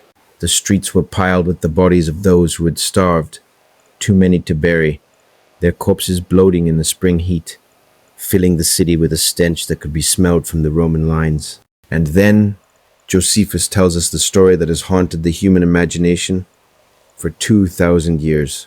The story of Mary of Beth-Izob, a woman of wealth and standing who had been reduced by the famine to a state of madness beyond anything the ancient world had words to describe. Mary, starving, despairing, her mind broken by suffering, killed her own infant son, roasted his body over a fire, and ate half of it. When the rebel soldiers, drawn by the smell of cooking meat, burst into her house and demanded her food, she showed them what remained and said, "This is my own son, and the deed is mine. Come, eat, for I have eaten already. Be not more tender than a woman, nor more compassionate than a mother." The soldiers fled in horror. The story spread through the city and beyond its walls. It reached the Roman camp, where Titus is said to have raised his hands to heaven and sworn that God himself had driven the Jews to such extremity, and that the guilt lay not with Rome but with the rebels who had refused to surrender. It was, of course, a convenient absolution, but the horror was real. The famine of Jerusalem was one of the great catastrophes of the ancient world, a man-made hell in which hundreds of thousands of human beings were slowly tortured to death by hunger, while armies fought over the ruins of their city. In August of 70 AD, the Romans finally broke through the inner defenses. Titus, according to Josephus, had intended to spare the temple, recognizing its significance and wishing to preserve it as a monument to Roman victory. Whether this is true, or merely an attempt by Josephus to exonerate his patron, is one of the great debates of ancient history. What is certain is that in the chaos of the final assault, a Roman soldier threw a burning brand through a window of the temple, and the fire spread with devastating speed through the cedar-paneled chambers and gold-plated walls. The temple burned, the center of Jewish worship, the house of God, the place where the divine presence was believed to dwell on earth, was consumed by flames that the soldiers either could not or did not attempt to extinguish. Josephus describes the scene with a grief that transcends his usual literary composure. The hill on which the temple stood was seething with fire, and the blood of the slain flowed more copiously than the flames. The ground could not be seen between the corpses. The soldiers climbed over heaps of the dead to pursue those who fled. The gold that adorned the temple melted in the heat and ran in streams between the stones. In the weeks and months that followed, Roman soldiers and later treasure hunters would literally dismantle the temple stone by stone to recover the gold that had flowed into the cracks, fulfilling, as Christian writers would later note with awed solemnity, the prophecy attributed to Jesus of Nazareth that not one stone would be left upon another. The fall of the temple did not end the resistance. Fighting continued in the upper city for another month, house by house, street by street, with the same suicidal intensity that had characterized the entire siege. When the last defenders were finally overwhelmed, Titus ordered the complete destruction of Jerusalem. The walls were demolished. The buildings were burned. The city was, in the words of Josephus, so thoroughly laid even with the ground by those that dug it up to the foundation, that there was left nothing to make those that came thither believe it had ever been inhabited. The human toll was catastrophic. Josephus claims that 1,100,000 people perished during the siege, and 97,000 were taken captive. These figures are almost certainly exaggerated, but even conservative modern estimates place the dead in the hundreds of thousands. The captives were dispersed across the Roman Empire, sent to the mines, sold into slavery, forced to fight as gladiators in the amphitheaters that dotted the Roman world. Titus celebrated his triumph in Rome with a procession that displayed the sacred objects looted from the temple: the golden menorah, the table of showbread, the silver trumpets, carried through the streets of the capital while the Jewish prisoners stumbled behind in chains. The Arch of Titus, which still stands in the Roman Forum today, commemorates that triumph. Carved into its inner panels is a relief showing Roman soldiers carrying the menorah and the other temple vessels, a stone record of theft and sacrilege that tourists photograph with their phones, often without knowing or caring what it represents. The destruction of Jerusalem in 70 AD was more than a military event. It was a civilizational catastrophe that reshaped the course of human history. The loss of the temple transformed Judaism forever, ending the sacrificial cult that had been the center of Jewish religious life for 1,000 years, and giving rise to the rabbinic tradition that would sustain the Jewish people through 2 millennia of exile and persecution. The Jewish diaspora, already ancient, was massively expanded by the waves of refugees and slaves that flowed outward from the ruins of Judea. And the memory of the destruction, the memory of the fire and the famine and the slaughter, became a wound that would never fully heal, a grief that would be carried through the centuries like a flame cupped in trembling hands, passed from generation to generation, spoken in prayers and lamentations and songs of mourning that are still recited today on the 9th day of the Hebrew month of Av, the anniversary of the temple's destruction. Titus returned to Rome a hero. He succeeded his father as emperor and reigned briefly, dying at the age of 41. History, written by the victors, remembers him as a man of charm and generosity, the delight and darling of the human race, as Suetonius called him. The people of Jerusalem, had they survived to offer their own assessment, might have used different words. Masada and the silence of the dead. The fall of Jerusalem did not end the Jewish war. Pockets of resistance held out across Judea for another 3 years, and the last of them, the most famous of them, was a fortress perched on a rock in the desert near the Dead Sea. A fortress whose name has become a synonym for defiance, carried to its ultimate and most terrible conclusion: Masada. The fortress had been built by Herod the Great as a refuge of last resort, a place where the paranoid king could retreat if his subjects or his Roman patrons ever turned against him. It sat atop an isolated mesa of rock, rising 1,300 feet above the surrounding desert, its sides so steep and smooth that they appeared to have been cut by the hand of a god who wished to demonstrate the meaning of the word inaccessible. The summit was flat, roughly 1,800 feet long and 900 feet wide, and Herod had furnished it with palaces, bathhouses, storerooms packed with food and weapons, and enormous cisterns carved into the rock that collected rainwater and could sustain a garrison for years. After the fall of Jerusalem, a group of Jewish rebels known as the Sicarii, the Dagger Men, seized Masada and made it their base. They were led by Eleazar ben Yair, a descendant of Judas of Galilee, the founder of the Zealot movement that had helped ignite the revolt against Rome. The Sicarii numbered roughly 1,000, including women and children, and they had no illusions about their prospects. Jerusalem was destroyed, the temple was gone, the Jewish nation as a political entity had ceased to exist. They were the last, and they knew it. Rome could have ignored them. 1,000 rebels on a rock in the desert posed no strategic threat to the empire. But Rome did not ignore inconvenient remnants. Rome finished what it started.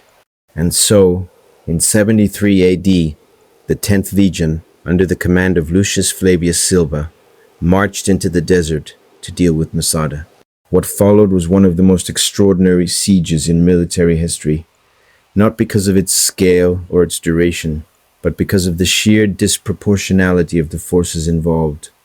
An entire Roman legion, plus auxiliary troops, perhaps 8,000 soldiers in all, supported by thousands of Jewish prisoners forced to labor on the siege works, was deployed against 1,000 men, women, and children clinging to a rock in the wasteland.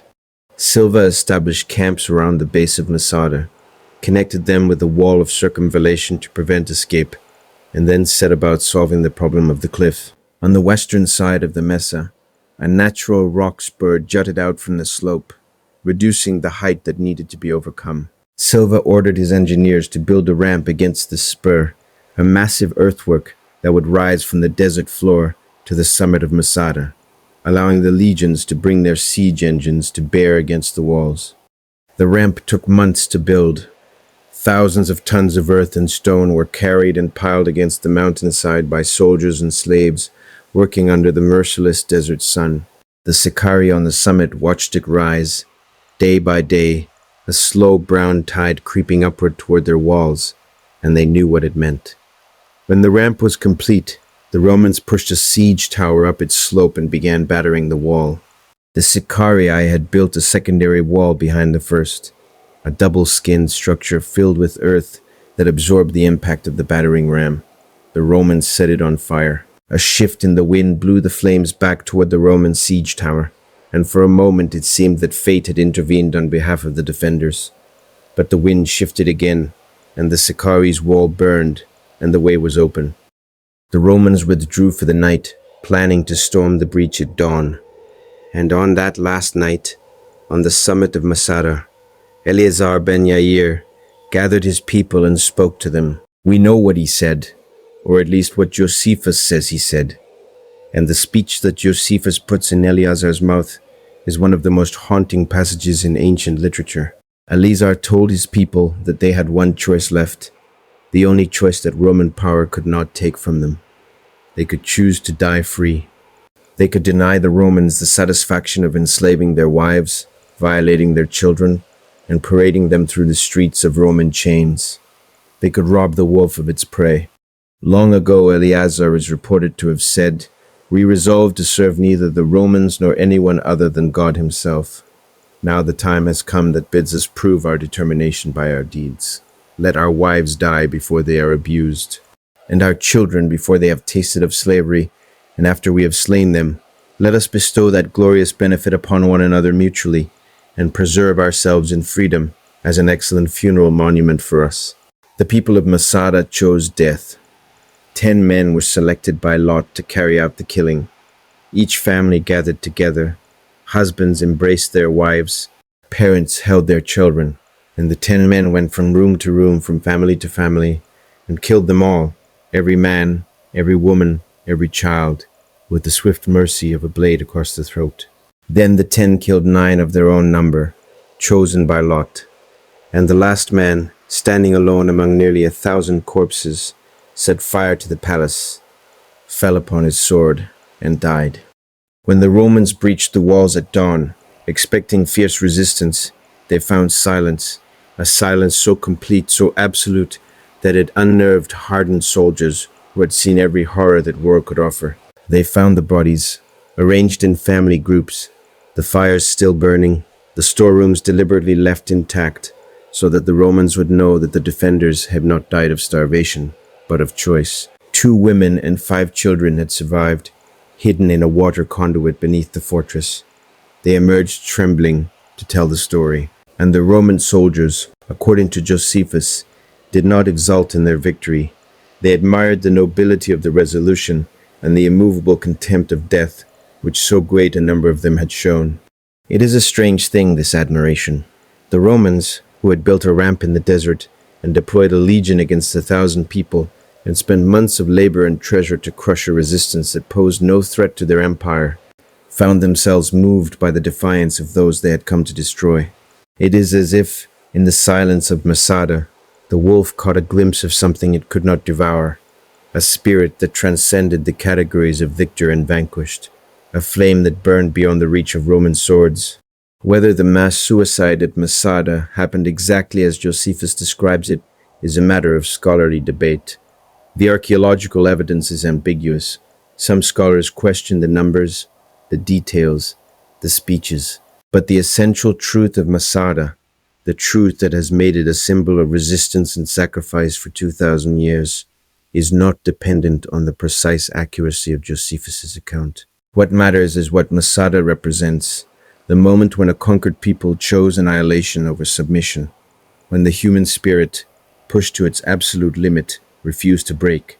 The Romans left Masada and returned to their camps. A garrison was posted on the summit for a time, but the fortress was eventually abandoned to the desert and the wind and the silence. For nearly 2,000 years, it sat empty, a ruin on a rock, visited only by the occasional Bedouin shepherd seeking shelter from the sun.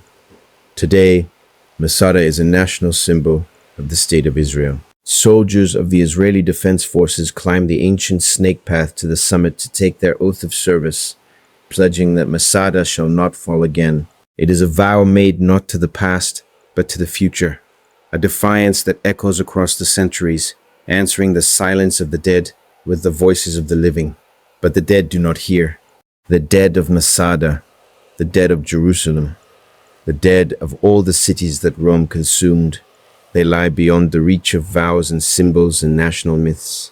They are gone, and all that remains is the story, told and retold, shaped and reshaped, a story that belongs not to any one people or any one faith, but to the entire human race, a warning whispered across the millennia by the ghosts of the vanquished. Remember us.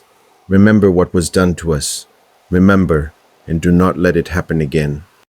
Dacia and the Conquest, carved in stone. The empire reached its zenith under a Spaniard.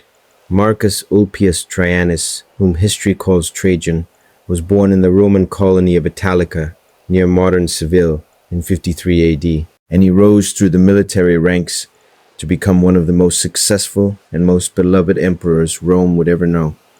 The Senate, in a burst of adulation that was not entirely undeserved, awarded him the title Optimus Princeps, the best of rulers, and for centuries afterward, when a new emperor was acclaimed, the traditional greeting was, "May you be luckier than Augustus and better than Trajan."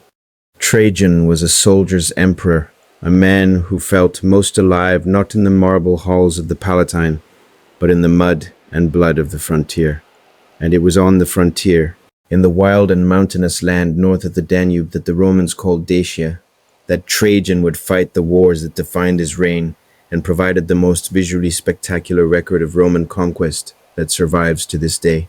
Dacia, roughly corresponding to modern Romania and Moldova, was the last great independent kingdom on Rome's European borders.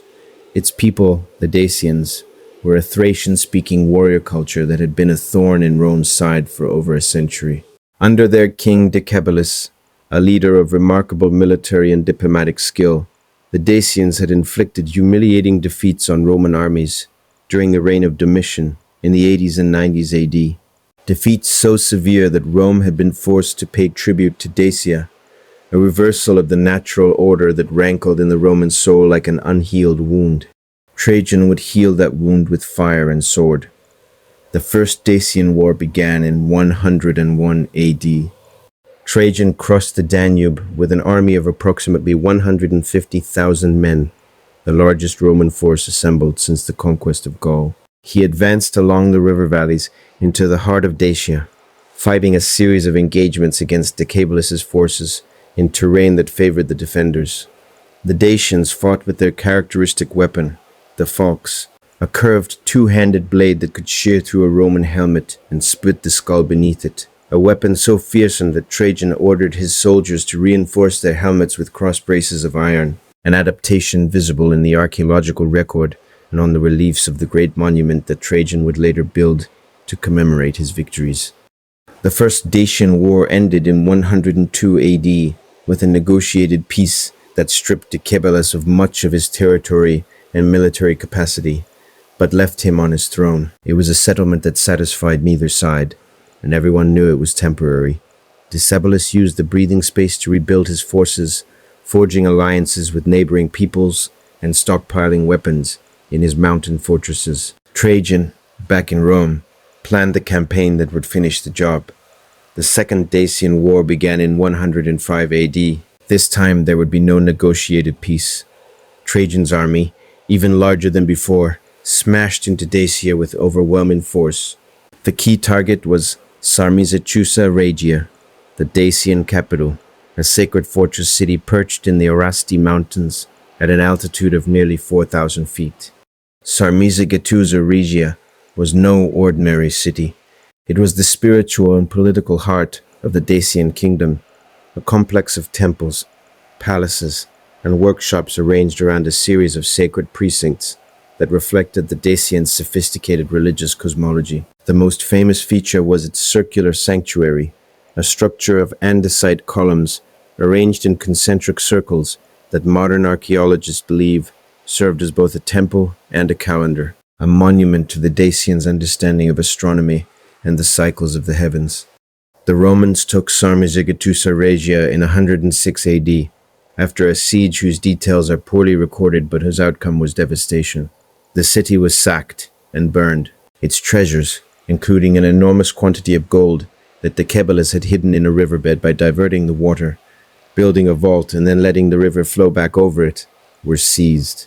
The location of this hidden treasure was revealed to Trajan by a captured Dacian nobleman named Basilis, and the gold of Dacia, estimated by ancient sources at over 5 million pounds of gold and 10 million pounds of silver, flowed into Rome's treasury, funding the vast building projects that Trajan would undertake in the capital, including the forum and markets that still bear his name. Decebalus, pursued by Roman cavalry, chose death over capture. When the horsemen closed in, the Dacian king drew his curved falx across his own throat and died on the soil of his kingdom, denying the Romans the spectacle of dragging him through the streets of Rome in chains. His head and right hand were cut off and sent to Trajan, and later displayed in the Roman Forum. The conquest of Dacia was followed by the usual program of exploitation and erasure. The Dacian population was subjected to what modern scholars have described as ethnic cleansing on a massive scale. Ancient sources indicate that Trajan deported or killed a significant portion of the Dacian population and replaced them with colonists drawn from across the Roman Empire, a deliberate program of demographic replacement designed to erase Dacian identity and ensure that the province would never rebel. The scale of this displacement was enormous. The historian Eutropius, writing in the 4th century, notes that Dacia had been depopulated by the wars and that Trajan settled vast numbers of people from throughout the Roman world to farm the land and fill the cities. The Dacian language disappeared. The Dacian religion was suppressed.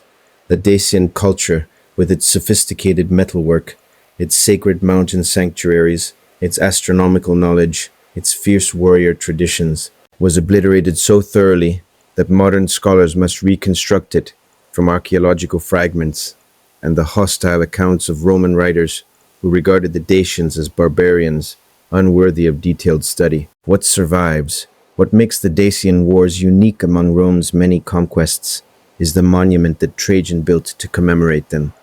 Trajan's Column, erected in the Emperor's Forum in Rome between 106 and 113 AD, is a marble pillar 100 feet tall, wrapped in a continuous spiral of sculpted relief that tells the story of the two Dacian wars in extraordinary detail. The relief, which if unrolled would stretch for over 600 feet, contains approximately 2,500 individual figures, and depicts everything from the crossing of the Danube to the final defeat of Decebalus, including scenes of battle, siege, sacrifice, diplomacy, construction, and the daily life of the Roman army on campaign. It is a masterpiece of Roman art. It is also viewed from the Dacian perspective, a monument to genocide. The column shows Dacian villages burning. It shows Dacian prisoners being marched away in chains. It shows Dacian women begging for mercy at the feet of Roman soldiers. It shows the severed head of Decebalus presented to Trajan on a silver platter. And it shows all of this not as tragedy but as triumph, not as crime but as glory. The legitimate and praiseworthy exercise of Roman power over a people who had dared to resist. Trajan's column still stands in Rome today, at the center of the forum that bears his name. Tourists gather at its base, craning their necks to follow the spiraling narrative upward, and most of them admire the artistry, without reflecting on what the art depicts. It is a war memorial that celebrates the destruction of a civilization, a scroll of stone that tells the story of conquest from the conqueror's perspective and expects the viewer to applaud. The Dacians left no column of their own. They left no written record, no literary account, no monument to their suffering. Their version of the story, if it was ever told, was told in a language that no one now speaks, in a script that no one now reads, in a tradition that was severed at the root by the very people who carved the column. And so the story of the Dacian wars, like the story of so many Roman conquests, is told only by the victors. The losers have been silenced, their voices drowned by the roar of Roman trumpets and the clink of Roman gold and the endless, self-congratulatory narrative of Roman glory that echoes down the centuries, growing louder with each retelling, drowning out the whisper of the vanquished, until it can no longer be heard at all. But the whisper is there, if you listen. In the empty ruins of Sarmizegetusa Regia, where the circular sanctuary stands open to the sky, and the mountain wind sings to the broken columns. In the genetic memory of the Romanian people, who carry Dacian blood in their veins, even as they speak a language descended from the Latin of their conquerors. In the silence between the carved figures on Trajan's column, in the spaces where the Dacian story should be but is not, erased by the chisel of the sculptor, as thoroughly as the Dacian nation was erased by the swords of the legions. The machinery of suffering, slavery, spectacle, and the economy of conquest. We have walked through the burning cities. We have stood among the corpses and the ashes. We have watched the walls come down and the people marched away in chains. But our story is not yet complete, for we have not yet spoken of what happened after the conquest. After the smoke cleared and the fires died and the legions moved on to their next target. We have not yet spoken of the fate of the millions of human beings who survived the sacking of their cities and found themselves thrust into the vast grinding machinery of Roman slavery. Slavery was not incidental to the Roman economy. It was foundational. The entire structure of Roman civilization, the villas and the farms, the mines and the quarries, the workshops and the households, the roads and the aqueducts and the amphitheaters, rested upon the labor of enslaved human beings who had been stripped of their freedom, their names, their families, and their humanity by the simple fact of having been born in a city that Rome decided to conquer. The numbers are difficult to grasp. Modern historians estimate that at the height of the Roman Empire, somewhere between 1/4 and 1/3 of the population of Italy consisted of slaves. In a total Italian population of perhaps 7 to 8 million, this means 2 to 3 million enslaved people. Across the empire as a whole, the numbers were even larger. Some scholars estimate 10 million slaves in a total imperial population of 60 to 70 million. Others place the figure higher. These people came from everywhere. They were Gauls and Germans, Greeks and Syrians, Egyptians and Africans, Britons and Dacians, Jews and Spaniards.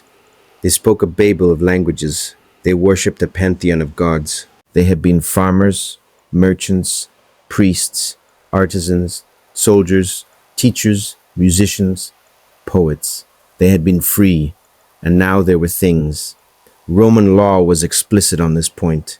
A slave was not a person.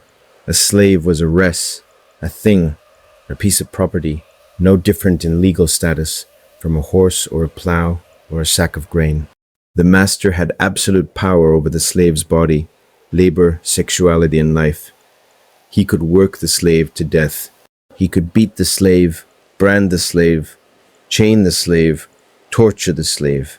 He could sell the slave's children away from their parents, separate husbands from wives, destroy families with a casual word to a slave dealer. And all of this was not merely tolerated, but legally protected, enshrined in the Roman legal code that later generations would celebrate as one of civilization's greatest achievements. The mines were the worst. The silver mines of Spain, the gold mines of Dacia, the copper mines of Cyprus, the lead mines of Britain. These were places where enslaved human beings were worked to death in conditions that beggar description. Diodorus Siculus, writing about the Spanish silver mines, describes slaves working in narrow tunnels far underground, in darkness so complete that they carried oil lamps strapped to their foreheads. They breathed air thick with dust and fumes. They worked in chains, unable to stand upright, crawling through passages so narrow that their backs scraped against the rock above. They worked shifts of unbroken labor that lasted days, resting only when their bodies collapsed from exhaustion. And when they died, as they died in enormous numbers, their bodies were dragged out and dumped, and new slaves were sent in to replace them. The children born to enslaved women in the mines were slaves from birth, destined for the same darkness that had killed their parents. Diodorus notes, with the detached compassion of a man describing the suffering of an inferior species, that these children often welcomed death as a release from their miseries. It is one of the most devastating sentences in ancient literature, the acknowledgement that human beings were being born into conditions so terrible that death was preferable to life, and that the civilization responsible for those conditions considered them normal, natural, and beneath serious moral concern.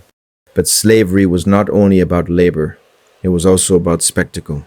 And here we come to the arena, that most Roman of institutions, the place where the suffering of the conquered was transformed into entertainment for the conquerors. The gladiatorial games began as funeral rites, blood offerings to honor the dead, but by the late Republic, they had evolved into massive public spectacles that served both as entertainment and as political propaganda. The emperors used the games to demonstrate their power, their generosity, and their connection to the people of Rome, and the people responded with an enthusiasm that modern sports culture can barely approximate. The scale was staggering.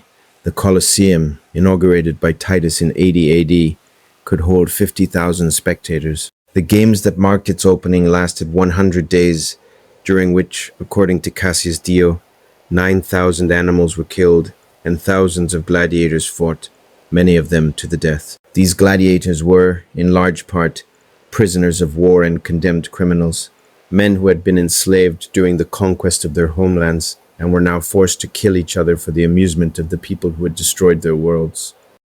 The connection between conquest and spectacle was explicit and deliberate. When Trajan celebrated his triumph over Dacia, the games lasted 123 days. 11,000 animals were killed. 10,000 gladiators fought. The blood that flowed into the sand of the arena was the blood of conquered peoples, and the cheering of the crowd was a ritual celebration of Roman dominance over the nations of the earth. But the arena offered more than gladiatorial combat. It offered a menu of suffering so varied that it requires a strong stomach merely to catalogue. There were the venations, the beast hunts, in which exotic animals captured from the far corners of the empire, lions, tigers, elephants, rhinoceroses, crocodiles, bears, were pitted against each other, or against human fighters in elaborate staged hunts that could deplete the wildlife of entire provinces. There were the naumachii, the mock naval battles, in which artificial lakes were flooded, and real ships manned by condemned prisoners fought to the death while the audience cheered from the stands.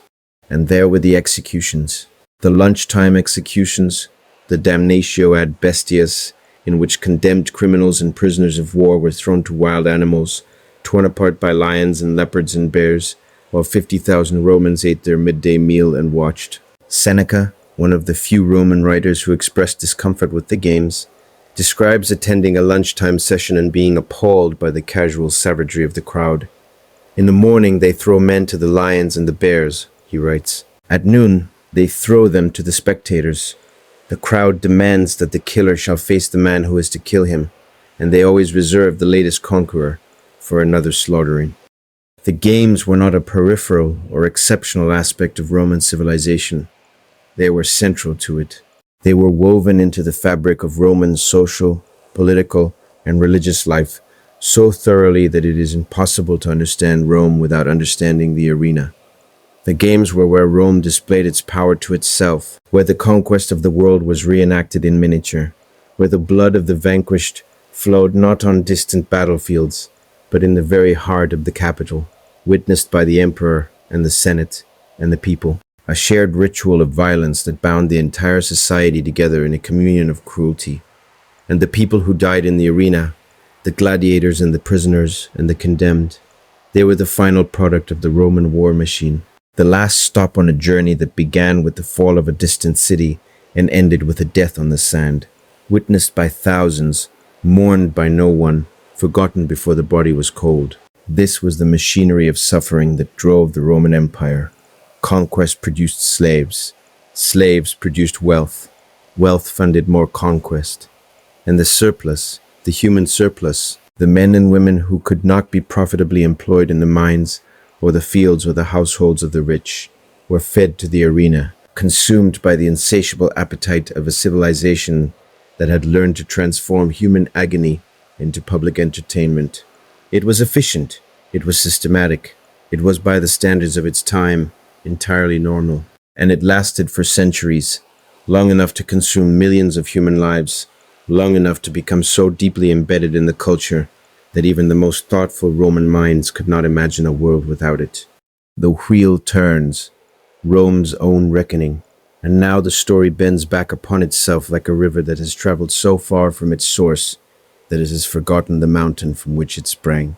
For the wolf, too, was mortal. The machine, too, would break, and the cities that Rome had built with the labor of the conquered would one day burn, just as the cities of the conquered had burned. And the screams that echoed through the streets of Rome would echo with the same pitch and timbre as the screams that had echoed through the streets of Carthage and Corinth and Jerusalem and Numantia and 1,000 other places whose names the victors had erased from memory. Do you remember what Scipio said, standing in the ashes of Carthage? The day shall come when sacred Ilion falls. He was not speaking of Troy. He was speaking of the future, and the future was listening. The decline of Rome was not a single event, but a process, a slow unraveling that stretched across centuries and has been analyzed and debated by historians for as long as history has been written. Edward Gibbon devoted 6 volumes and 1,000,000 words to the subject. Modern scholars have proposed dozens of theories: military, economic, demographic, environmental, political, religious, each capturing a piece of the truth, but none capturing the whole. What concerns us here is not the cause of Rome's fall, but its symmetry, the terrible poetic justice of a civilization that had conquered the world through violence and was ultimately consumed by the same forces it had unleashed. The first sack of Rome by a foreign enemy came in 390 BC, early in the Republic's history, when a Gallic army under Brennus swept down from the north, defeated the Roman army at the Battle of the Alia, and marched into the undefended city. The Gauls burned, looted, and killed for 7 months, destroying much of the city and traumatizing the Roman psyche so deeply that the anniversary of the Battle of the Alia was marked as a dies iter, a black day, on the Roman calendar for centuries afterward. It was during this sack, according to legend, that Brennus threw his sword onto the scales when the Romans protested that the gold they were paying as ransom was being weighed with false weights. Veii Victis, Brennus said. Woe to the vanquished. The Romans, hearing those words from the lips of a barbarian conqueror, learned a lesson they would never forget and would spend the next 8 centuries teaching to the rest of the world. But the wheel turns, and the words that Brennus spoke would be spoken again, not by Romans, but to Romans, as the empire that had seemed eternal began to crack and crumble, and the barbarians who had been held at bay for so long finally breached the walls. In 410 AD, the Visigoths under Alaric sacked Rome. It was the first time in 800 years that a foreign army had entered the city, and the psychological shock was immense, reverberating across the Roman world like an earthquake. Saint Jerome, writing from his monastery in Bethlehem, captured the disbelief of an entire civilization. The city that had taken the whole world was itself taken. The light of the world was extinguished. Alaric's sack was, by the standards of Roman sacking, relatively mild. The Visigoths were Christians, and Alaric had ordered that churches and those who took refuge in them were to be spared. The sack lasted only 3 days, and while there was significant looting and some killing, the city was not systematically destroyed. It was, one might say, a polite sack, a professional job carried out by barbarians who had learned the art of conquest from the Romans themselves, many of them having served in the Roman army before turning against their former masters. But the symbolism was devastating. Rome, the eternal city, the caput mundi, the head of the world, the city that had dictated terms to every nation on earth, had been violated.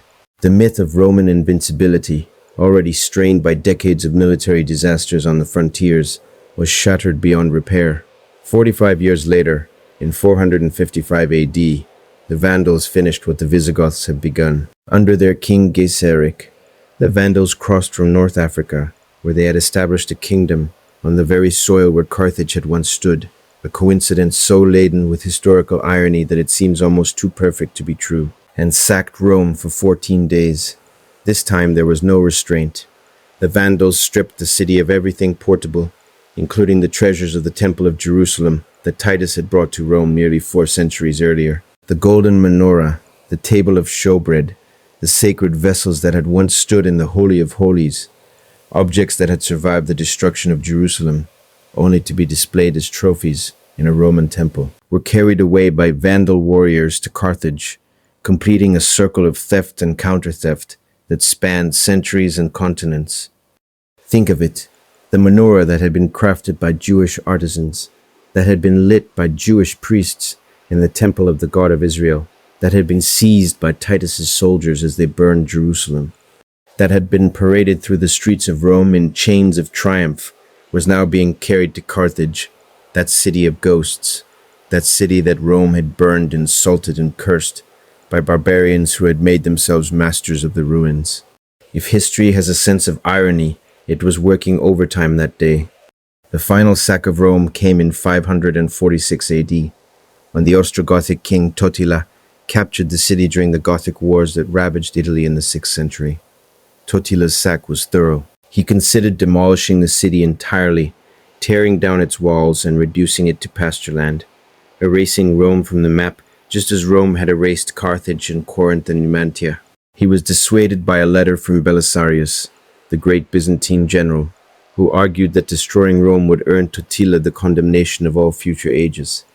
Totila relented, but the damage was done. Rome's population, which had peaked at perhaps 1 million in the 2nd century AD, dwindled to a few tens of thousands, scattered among the ruins of a city built for a civilization that no longer existed.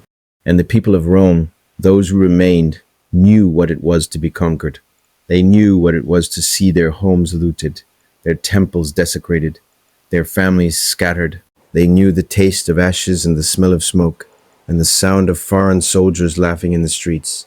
They knew what the people of Carthage had known, and the people of Corinth, and the people of Jerusalem, and the people of Numantia, and the people of Syracuse, and the people of every city that had ever fallen to the legions and been taught the meaning of Veii Victis. The wheel had turned, the wolf had been devoured by wolves. And yet, and here is the strangest and most unsettling part of the story, Rome did not die, not entirely. Not completely. The city survived, diminished beyond recognition but alive, a ghost of its former self haunting the ruins of its own magnificence. The Latin language survived, transformed over the centuries into Italian and French, and Spanish and Portuguese and Romanian, the tongues of nations that did not yet exist. Roman law survived, forming the foundation of legal systems across Europe and beyond.